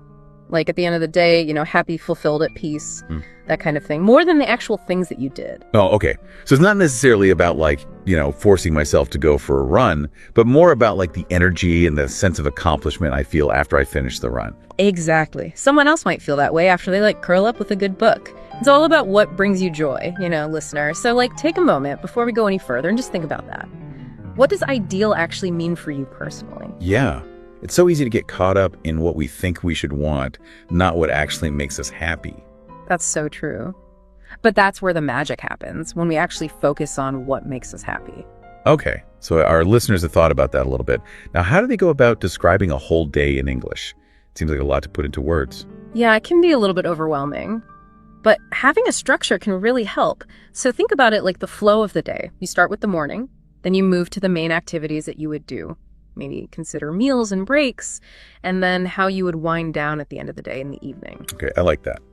It's kind of like building a story scene by scene. Yeah. So let's walk through that a little bit. So starting with the morning, how would your perfect morning unfold? Like what time were we waking up? And what's the first amazing thing you do when you wake up? Okay, well for me, I would wake up naturally. No alarm clock. Maybe like 7 or 8 o'clock when the sun is just starting to peek in through the windows. And I would throw open those windows and let in the fresh air and the birds are singing. Oh, that already sounds so peaceful. I can feel a gentle breeze. And listener, there's no right or wrong answer here. Maybe you're up before the sun hitting the gym or going for a run.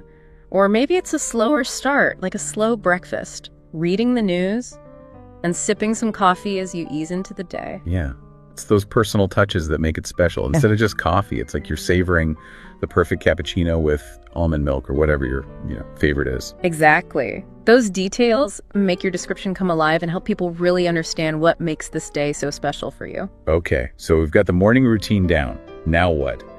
What are those key activities that would make this day truly stand out? Okay, now's the time to let your imagination go wild. Spending time with your loved ones, diving into a hobby that you're passionate about, or maybe going on some kind of adventure that gets your adrenaline pumping. Yeah, like for all of our listeners who love the outdoors, maybe it's hiking to a stunning view or kayaking on a peaceful lake. Exactly. And for those who are more creative, maybe it's painting a masterpiece or writing a story or composing some music. The possibilities are endless. And it's not just the activity itself, right? It's about how you describe it. Yeah. So instead of saying I would go kayaking, it's like, I'd glide across the mirror-like surface of a lake, surrounded by the beauty of nature. Yes, Mike. That descriptive language really paints a picture and brings that day to life for whoever's listening. And I think it's important to say that an ideal day doesn't have to be packed with activities. Right. Like part of it could just be being relaxing and soaking in the present moment. Oh, absolutely. Rest and relaxation are just as important as any other activity. It's about finding a good balance. Now, I don't know about you, Sarah, but no ideal day for me is complete without some amazing food.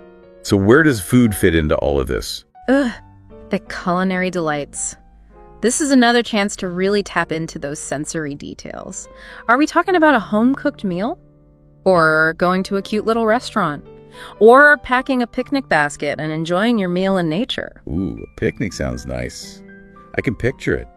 A checkered blanket under a shady tree, sun on my face, the smell of fresh bread and fruit in the air. I love it. You see how those details make it come alive? It's about that full experience, not just eating. All right, so we've had an amazing morning, we've done our activities, Yeah. and we've had some great food.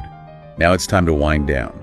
How does your ideal day come to a close? What's that perfect evening routine? Well, for me, it would be something calming and restorative, like reading a good book by the fireplace, maybe taking a bath, or just spending time with family sharing stories and laughter. That sounds so nice. For others, it might be a little bit more entertaining, like watching a movie under the stars or going to a concert. Yeah, anything that brings you joy as you get ready to go to sleep. Speaking of sleep, I am feeling relaxed. Just talk about all of this.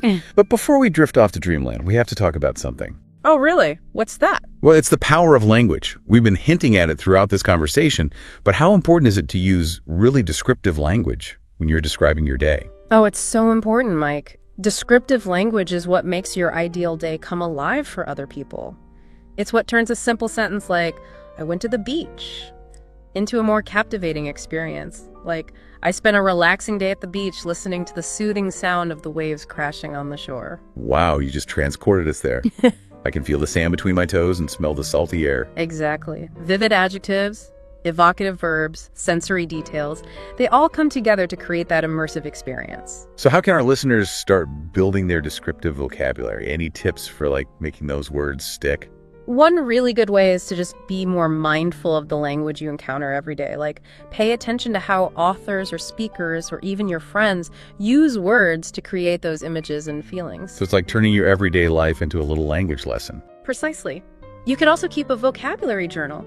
Write down new words and phrases and their definitions, and maybe try using them in some sentences. That's a good tip. And I bet that making flashcards or using those words in conversation with a friend or language partner can really help solidify them. Absolutely. The more you actively engage with new vocabulary, the more natural it's going to become. Okay, so we've given our listeners some strategies for improving their language skills. Yeah. Now, I'm kind of craving a concrete example. Can we look at a sample ideal day description and see how all these elements come together? I would love to. Let's take a look. Okay, so this example starts with the morning. And wow, they really set the scene.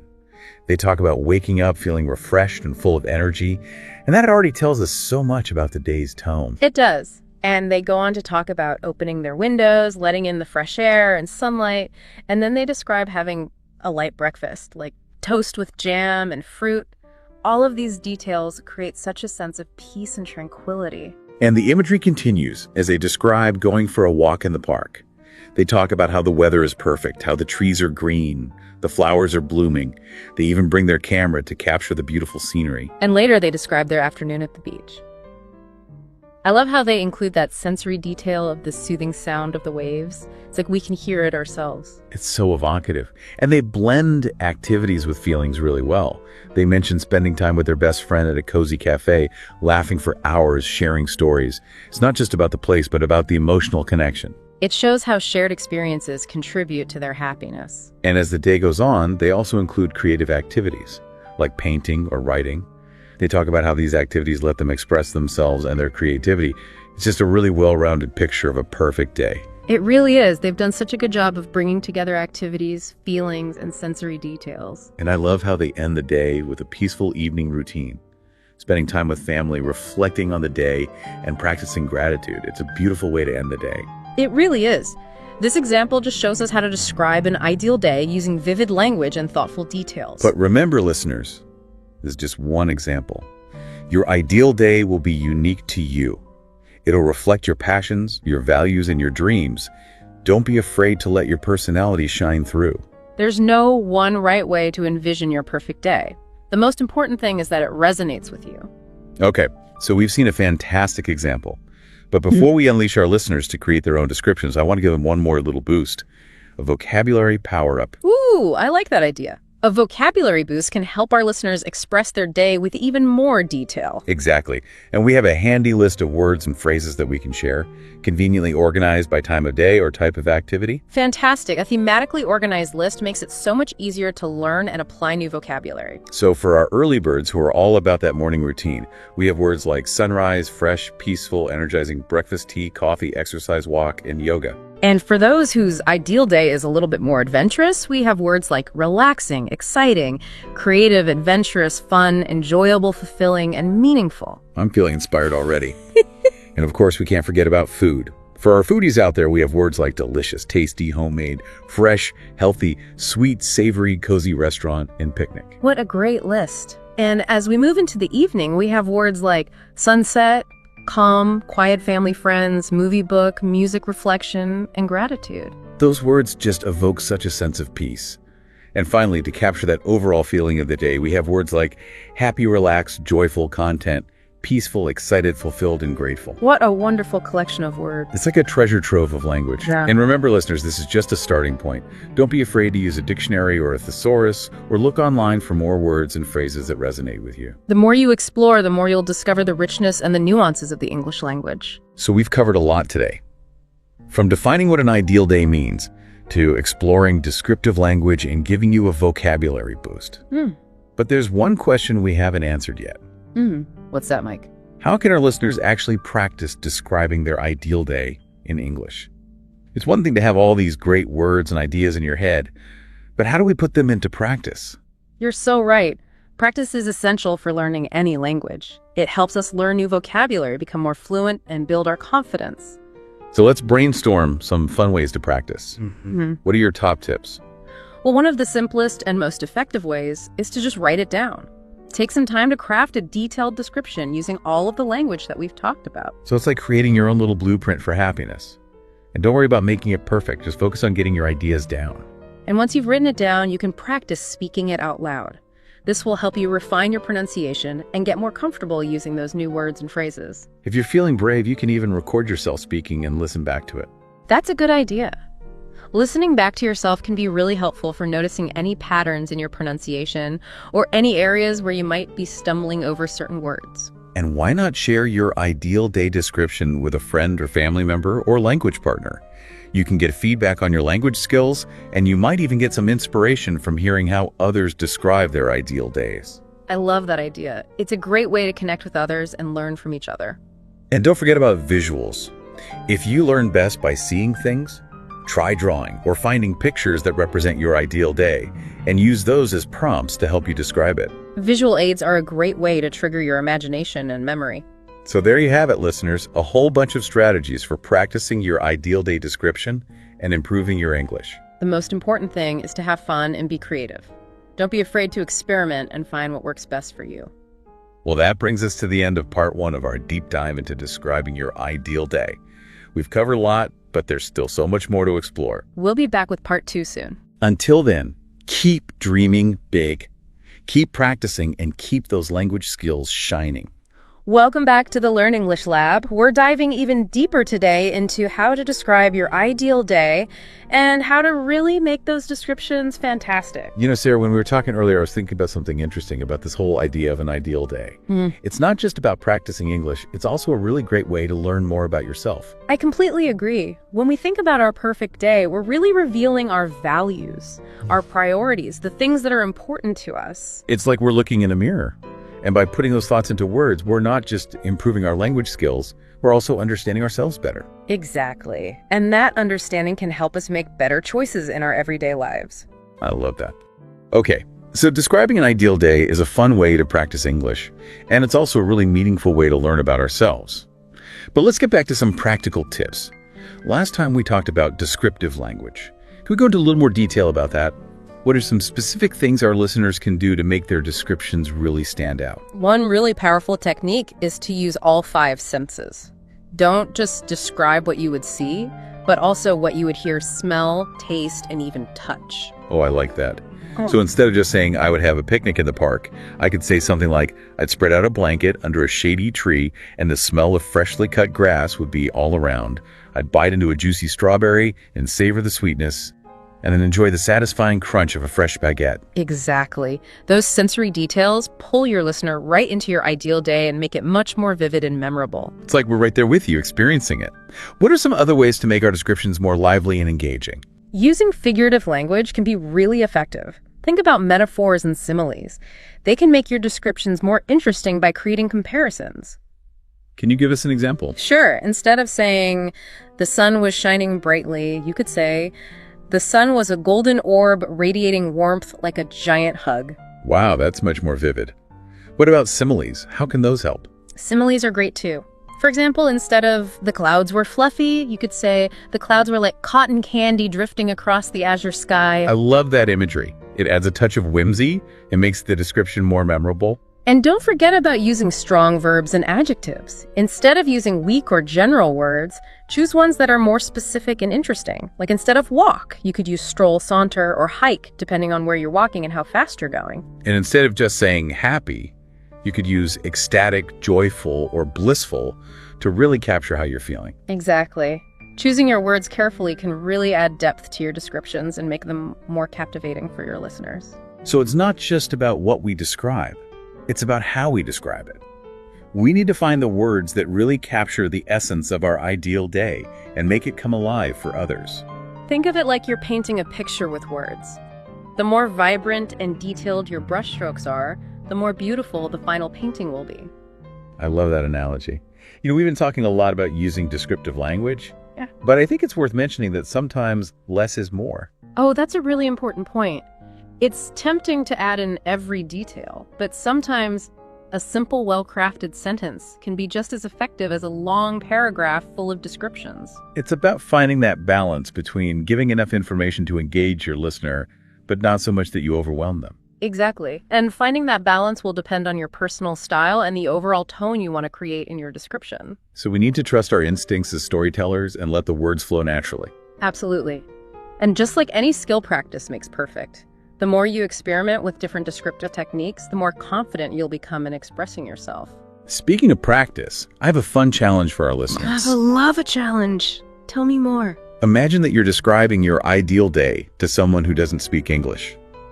How would you get your message across using only gestures, facial expressions, and maybe a few basic English words? What a great challenge. That would really force our listeners to think outside the box and communicate in new ways. Yeah, it would make them rely more on nonverbal cues, which is a really important part of communication. I love that idea. It's like a form of storytelling without using a full vocabulary. And who knows, maybe you'll inspire our listeners to learn some sign language. That would be fantastic. Communication is such an amazing thing. There's so many different ways to express ourselves and connect with others. Okay, before we wrap up this part of the deep dive, let's go back to the idea that describing our ideal day can be a form of self-discovery.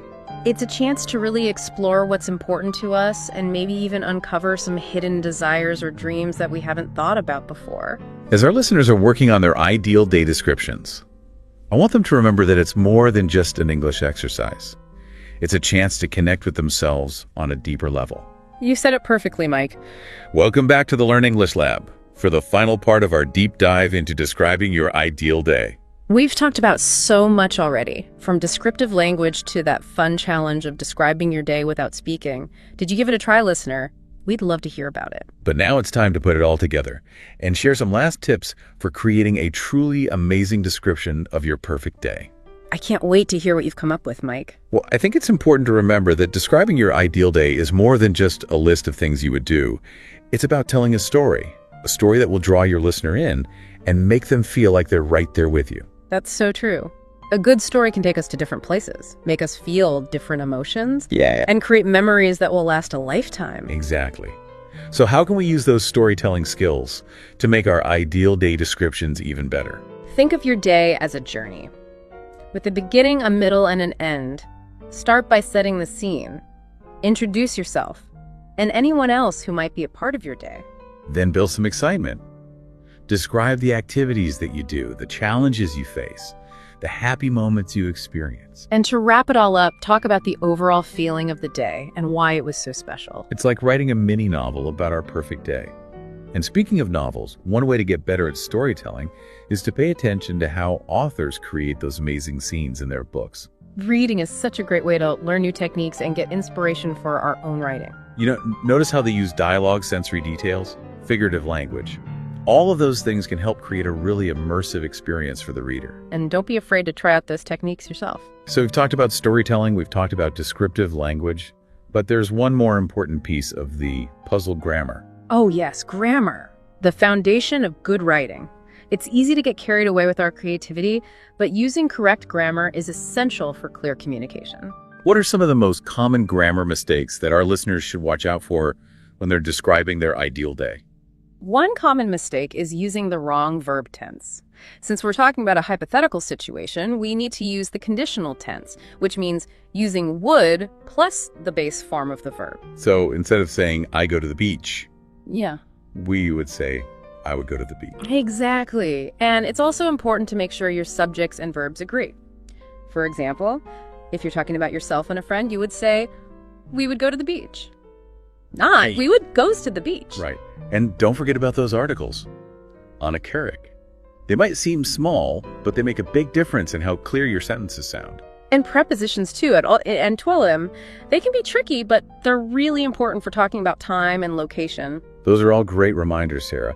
And listeners, if you're not sure about a grammar rule, there are so many helpful resources available online and in libraries. Don't be afraid to ask for help or do some extra research. The more effort you put into improving your grammar, the better your writing will be.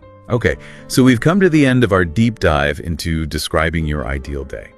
I hope you've learned a lot about descriptive language storytelling and grammar. And most importantly, I hope we've inspired you to think about what truly makes you happy and to use your imagination to create a beautiful description of your perfect day. There's no right or wrong answer. It's all about what brings you joy and peace. So let your creativity flow and create something that truly represents your ideal day. And don't forget to share your descriptions with us in the comments. We'd love to hear about your dream day adventures. And before we say goodbye, make sure to like, share, and subscribe to this YouTube channel for more fun language lessons. Until next time, keep dreaming, keep practicing, and keep those language skills shining. We'll see you soon for another deep dive. Bye for now.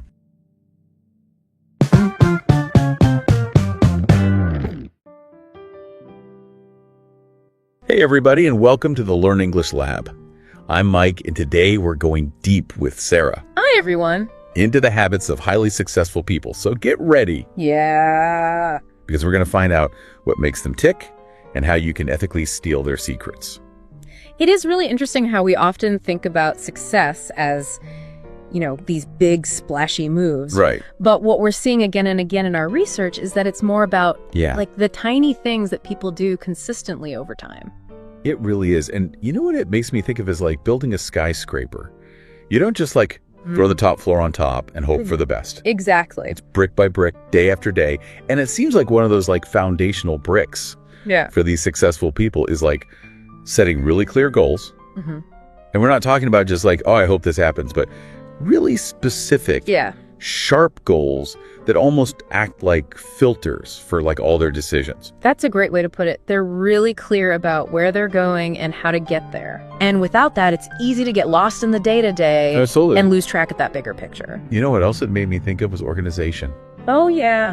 That seems so simple, but like planning your day, prioritizing tasks, even the humble to-do list. Right. These successful people, they love it. It makes sense when you think about it. You free up so much mental space and energy. Yeah. You're not wasting time figuring out what to do next or scrambling to meet a deadline. Right. And that structure kind of sets you up for success. For sure. But here's where it gets even more interesting, right? Yeah.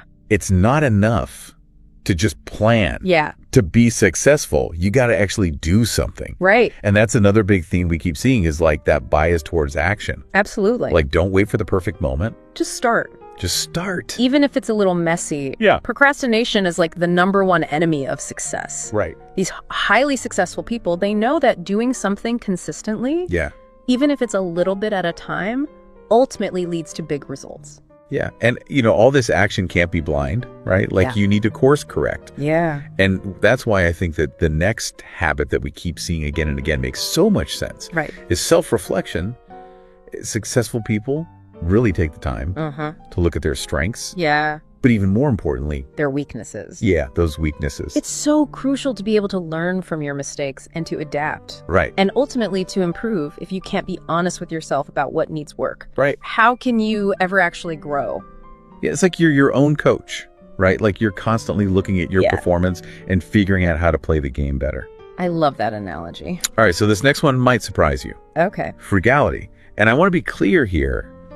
We don't mean being cheap, Right. but being resourceful, like making the most of what you already have. Yeah, it's a smart approach, and it shows that you're thinking long term. Right. You understand the value of your resources, whether that's money, time, or energy. And it's about making choices today that are going to set you up Yeah. for a stronger tomorrow. I love that it's like that old saying, waste not, want not. Yeah. And this idea of taking care of what you have kind of extends to yourself too, right? Yeah. We saw a lot of these sources talking about having a good diet, regular exercise, even good hygiene. It's so easy to overlook, but if you think about it, Right. your physical health directly impacts your energy levels, Oh, yeah. your focus, your resilience, and those things are really critical for success in any field. It's like trying to run a marathon on junk food and no sleep. Right. You might make it to the starting line, but You're not going to win. you're not going to win. So taking care of yourself is like laying the groundwork Yeah, for everything else. for sure. Okay, this one probably won't surprise you. Okay. Continuous learning. Of course. And we're not just talking about formal education here, but like reading, finding mentors, just constantly being curious, expanding your knowledge. They have this real thirst for knowledge. And the more you know, the more equipped you are to navigate the world and achieve your goals. It's like you're collecting tools for your success toolkit, Right.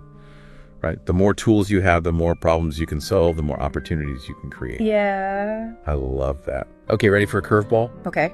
Multiple sources talked about the importance of saying no. Oh, interesting. Not being rude, but setting boundaries, Yeah. protecting your time and energy. Why do you think that's so important? Well, if you think about it, successful people are so focused on their goals. Right. Saying no to things Yeah. that don't align with that vision. It's a way to avoid distractions and stay on track. It makes sense. You have to prioritize. It's like that classic time management tip. If you don't control your calendar, somebody else will. That's so true. All right, and finally, let's talk about something that's definitely not a solo endeavor, networking. Yeah. Building those strong relationships keeps coming up in our research. Of course. It seems like such a huge factor in success. For sure, surrounding yourself with other ambitious, driven people, you create the support system. It opens doors, provides mentorship. It's really invaluable. It's like building your own personal board of advisors. Yeah, I like that. People who challenge you, inspire you, celebrate your wins with you. Right? So we've covered a lot here. We have. And this is just the beginning. Just scratching the surface. But before we go any deeper, Yeah. what's resonating with you so far? Like any big aha moments? You know, I'm really struck by how interconnected all these habits are. Yeah. It's not about doing one thing, right? Right. It's about creating this whole system of habits that support each other and reinforce each other. That's a great point. It's not about perfection. It's about building that sustainable system. Exactly. Step by step, day by day. Little by little. And that's exactly what we're going to keep exploring as we continue this deep dive. I'm excited. But for now, we want to hear from you. What habits do you think are essential for success? Yeah, tell us in the comments. Share your thoughts in the comments below. And don't forget to like, And subscribe. and hit that notification bell so you don't miss part 2 of our deep dive. We'll see you there. It's like you create this positive feedback loop. Oh, yeah. The more you learn, the more you grow, and then the more you achieve, the more you want to keep going. Right. And speaking of keeping it going, let's circle back to that habit of saying no. Yeah. I think a lot of people really struggle with that. It's definitely tough, especially these days when it feels like we're constantly bombarded with requests and demands. Right. But it's something we can get better at with practice. Right. The more we consciously decide to say no to those things that don't serve us, the more time and energy we free up for the things that really do align with our goals. But it's not always easy, right? Like, Well, it's hard. there's that fear of missing out. Yeah. That pressure to please other people, or that guilt Definitely. that can creep in. I think successful people realize that saying yes to everything is a recipe for burnout. Yeah. It's like you're trying to fill a leaky bucket. Oh, yeah. You can keep pouring in the water, but it's never going to be full. That's a great analogy. Yeah. It really highlights the importance of setting boundaries and taking care of yourself. You got to replenish your own reserves before you can show up for other people. Absolutely. Or chase your own ambitions. It all comes back to that self-care. And that brings us back to something we talked about earlier, taking care of your health. Yeah. It's so easy to neglect that when we're busy and stressed. Right. We let it slide. But these successful people, they seem to get it. Yeah. Like they understand that their physical health is the foundation for everything else. Makes sense. It impacts your energy, Yeah, your focus, big time. your resilience. Yeah, it's like building a house on a shaky foundation. Right. No matter how impressive it looks, Doesn't matter if the base isn't solid. it's not going to last. And these folks, they prioritize their health Yeah. with exercise, nutrition. Rest, they get it. They know that those habits make their minds and bodies work better. So it's not about vanity. No. It's about giving yourself the tools to perform at your best. I like that. And speaking of performing at your best, we've talked about taking action and avoiding procrastination. Right. What are some of the strategies that you've seen these successful people use? Well, one thing that seems to help is breaking down big tasks into smaller steps. Yeah. It makes it feel less overwhelming. Right. And you get that sense of accomplishment as you check things off your list. It's like that old saying, how do you eat an elephant? One bite at a time. One bite at a time. It's all about making those consistent small efforts that add up. I love that.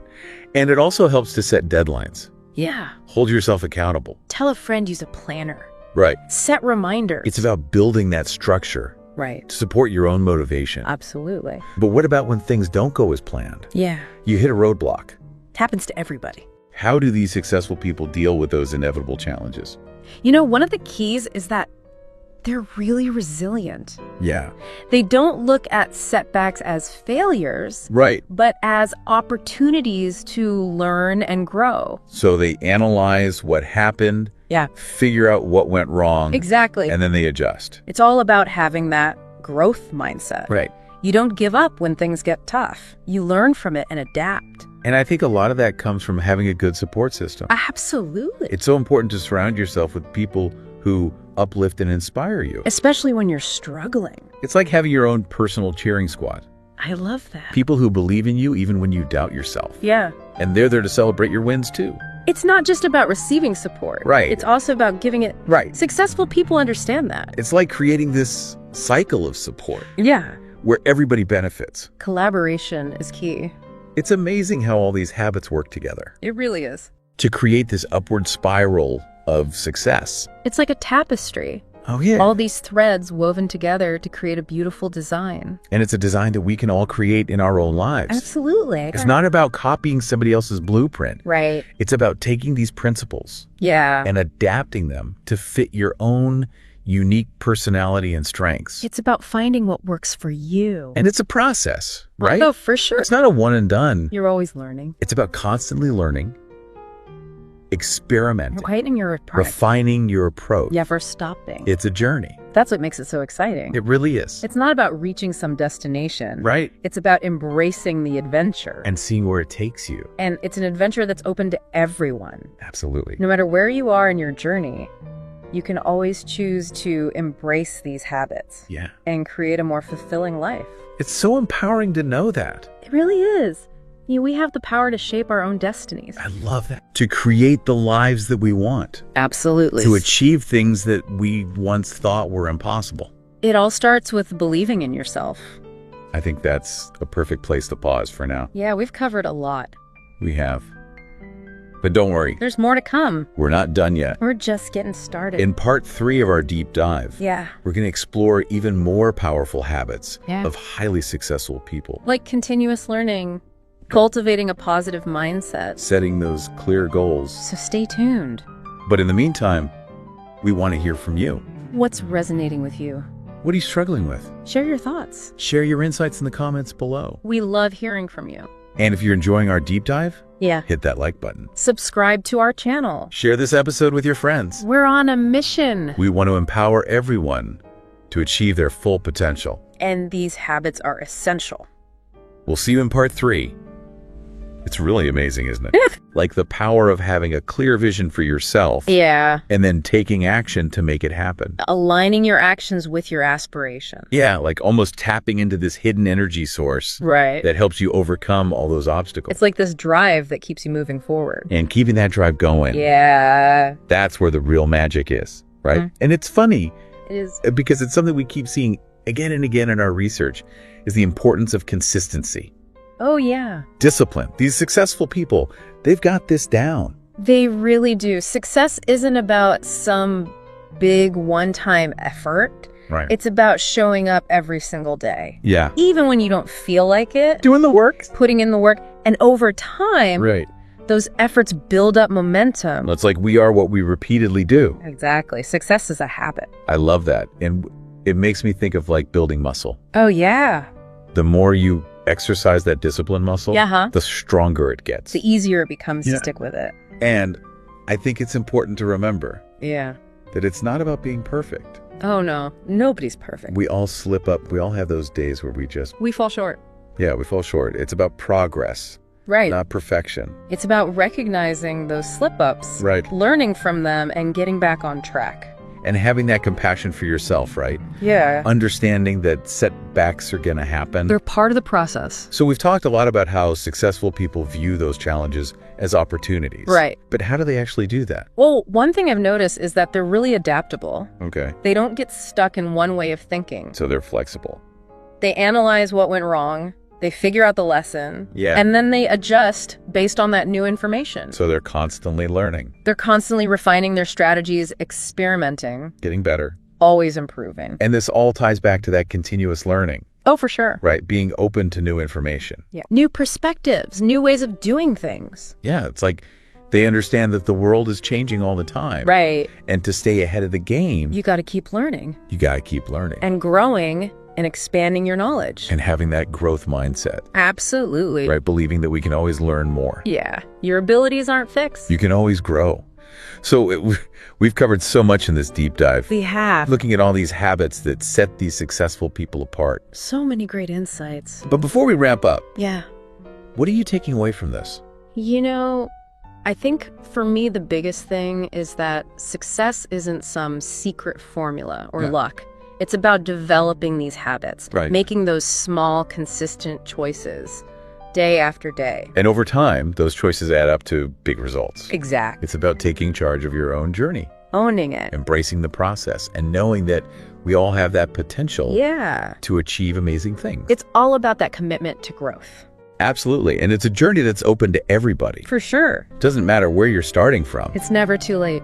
You can always choose to embrace these habits. Right, and start building the life you want. It's pretty inspiring, isn't it? It is. Like, we really do have the power to shape our own destinies. And achieve our dreams. That's what it's all about, and we really hope Yeah. this deep dive has given you the tools and the inspiration To get started. to start creating that life you want. It's all within your reach. And if you're feeling motivated to start putting these habits into practice, We'd love to hear from you. let us know in the comments below. Tell us about the habits you're focusing on. And of course, if you enjoyed this deep dive, Yeah. hit that like button, subscribe to our channel. And share this episode with your friends. We want to help everybody achieve their full potential. These habits are the key. Thank you so much for joining us on this journey. Yeah. Thanks for being here. We believe in you, We do. and we can't wait to see what you accomplish. Keep learning. Keep growing.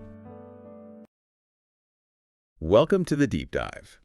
Today, we're diving deep into a skill that's just so fundamental for genuine connection and understanding.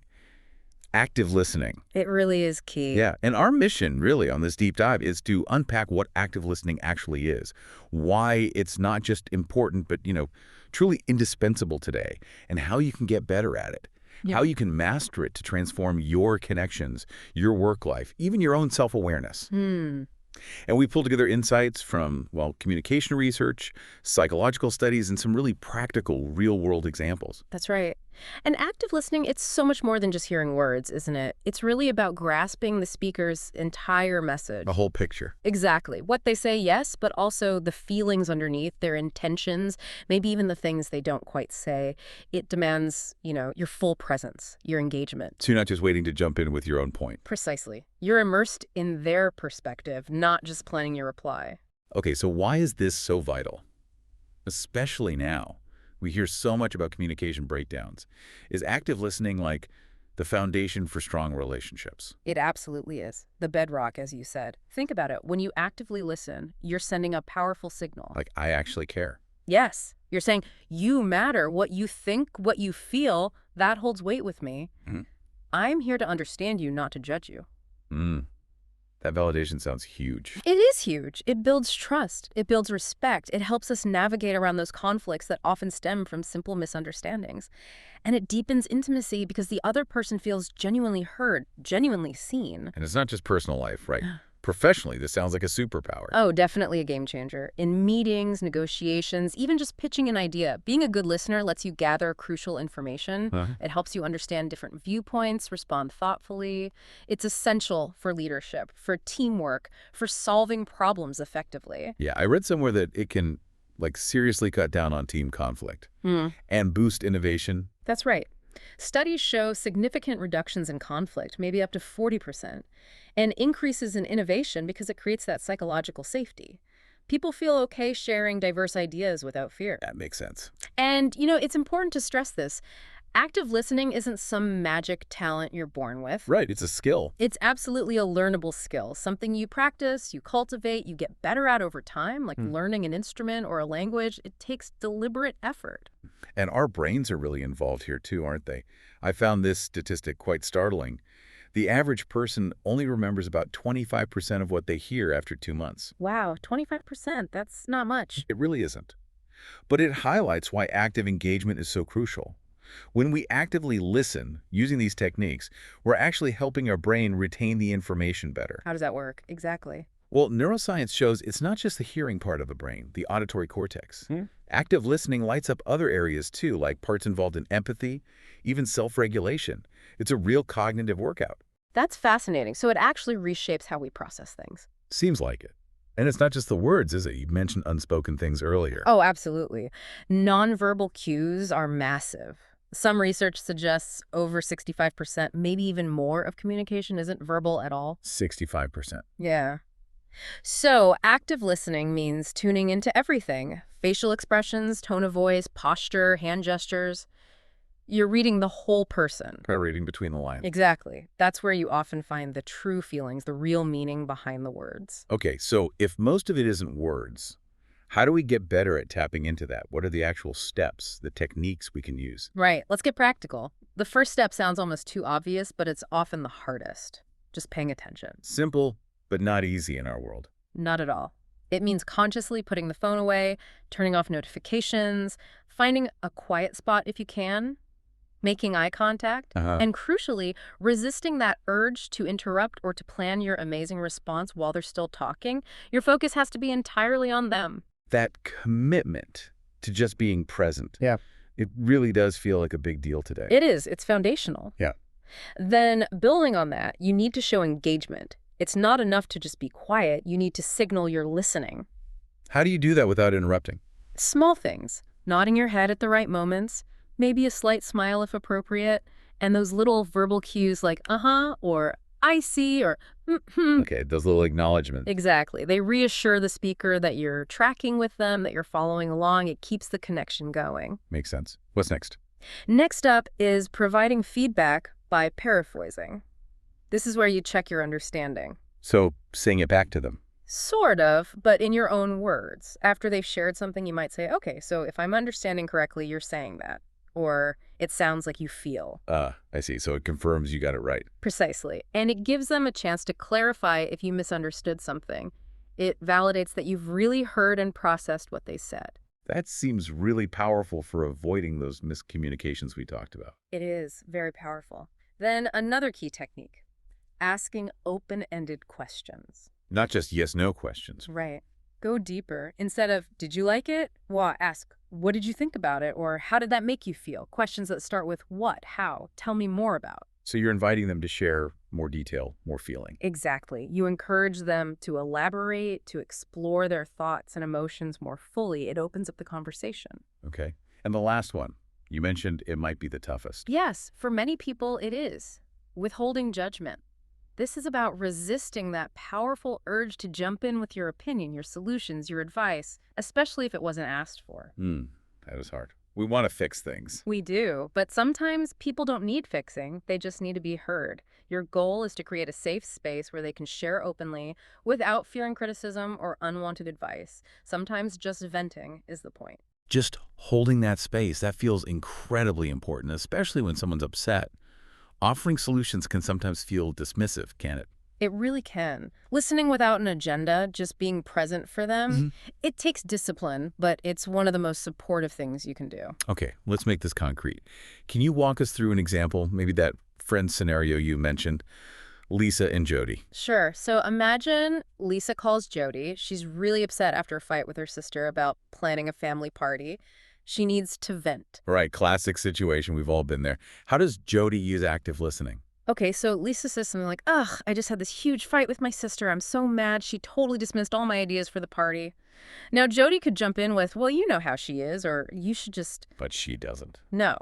Instead, she starts by acknowledging Lisa's feelings. She might say, wow, that sounds really rough, Lisa. You must be feeling so hurt and angry right now. So validating the emotion first. Exactly. Then Jody invites more detail with an open-ended question. Can you tell me a bit more about what happened? What did she say? Getting Lisa to share her side. Right. And as Lisa talks, Jody uses those engagement cues. She nods, maybe says, uh-huh, or I see. She maintains that connection. Okay.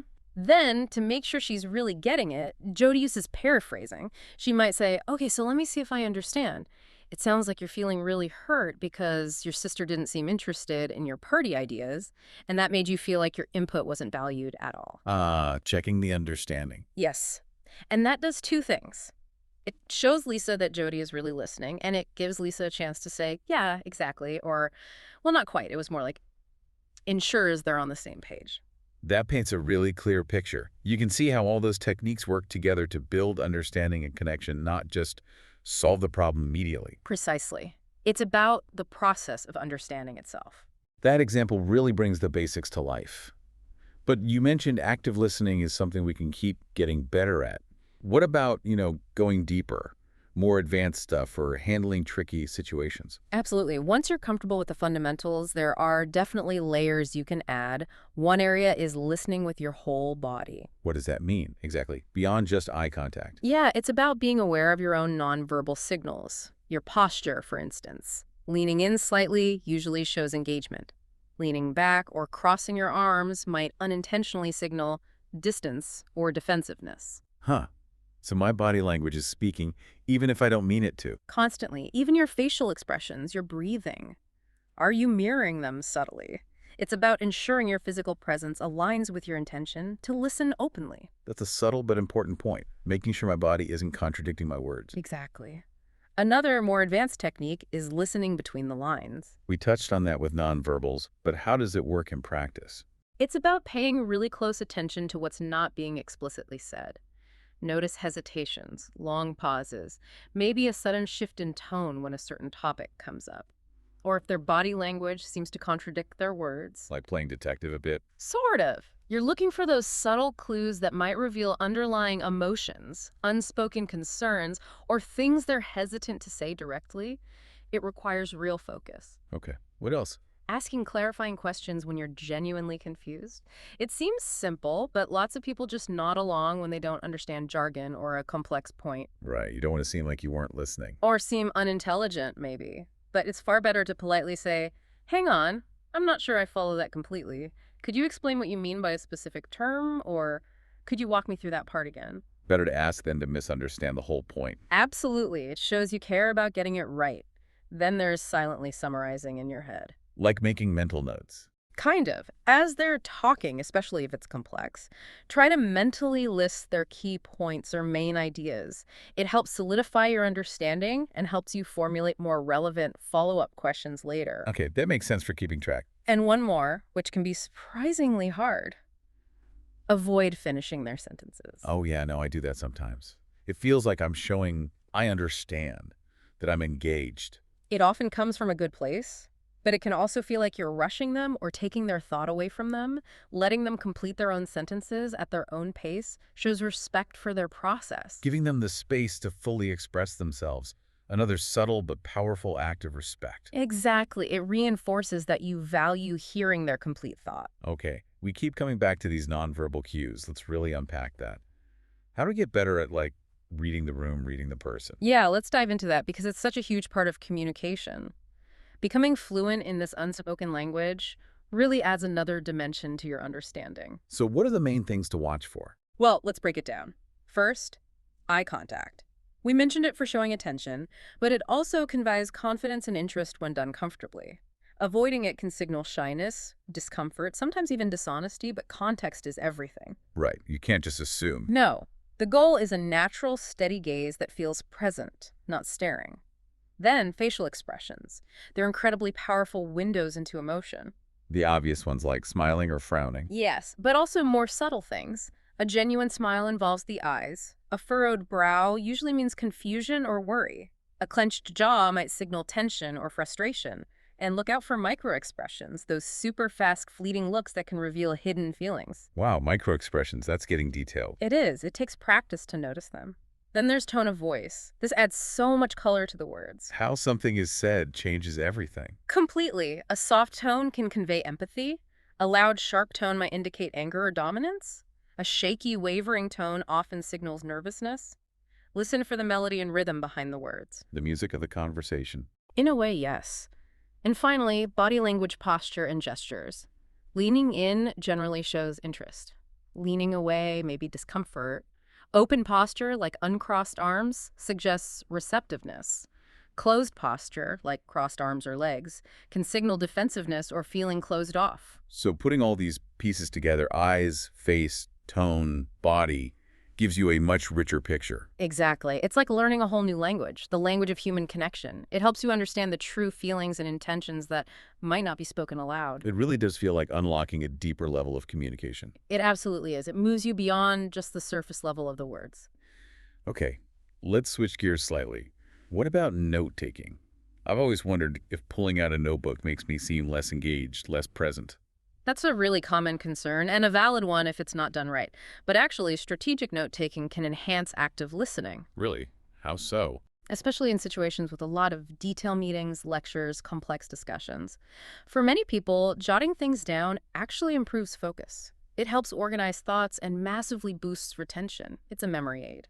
Okay, so it can be helpful, but how do you do it without breaking the connection? Good question. A few tips. First, if you're in a one-on-one, it's often polite to just ask, do you mind if I jot down a few notes? Usually people don't mind at all. Okay, transparency first. Yeah. Second, don't try to write everything.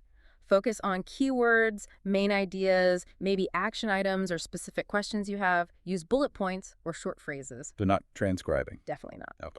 And third, make sure the note-taking doesn't kill your eye contact or other nonverbal signals. Glance down, write quickly, then look back up. If you feel yourself getting lost in the notes, consciously pause writing and re-engage with the person. So the notes support the listening. They don't replace the engagement. That's the key. It's a tool to deepen understanding, not a barrier to connection. Finding that balance? Okay, that clarifies things. Now, let's zoom out a bit. We've talked about what active listening is, how to do it, but what's the real payoff? What's the transformative power here? The impact. It's profound, really. It ripples through pretty much every part of your life. Let's start with relationships. Personal connections. Yes. Active listening is like relationship superglue. Yeah. It builds trust like nothing else. It fosters deep understanding. It makes people feel genuinely heard, seen, and valued. Which creates safety, right? Exactly. It creates that psychological safety where people feel comfortable being vulnerable, sharing openly. That's the foundation of real intimacy and connection. Giving someone your full, focused attention is such a powerful gift. It really is rare these days. And what about professionally? We touched on it, but expand on that. Professionally, it's almost a secret weapon for success. It helps you build rapport quickly with colleagues, clients, everyone.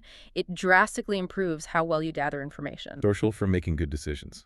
Absolutely. And it allows you to truly understand diverse perspectives, which is vital for leadership, for effective collaboration, for solving complex problems.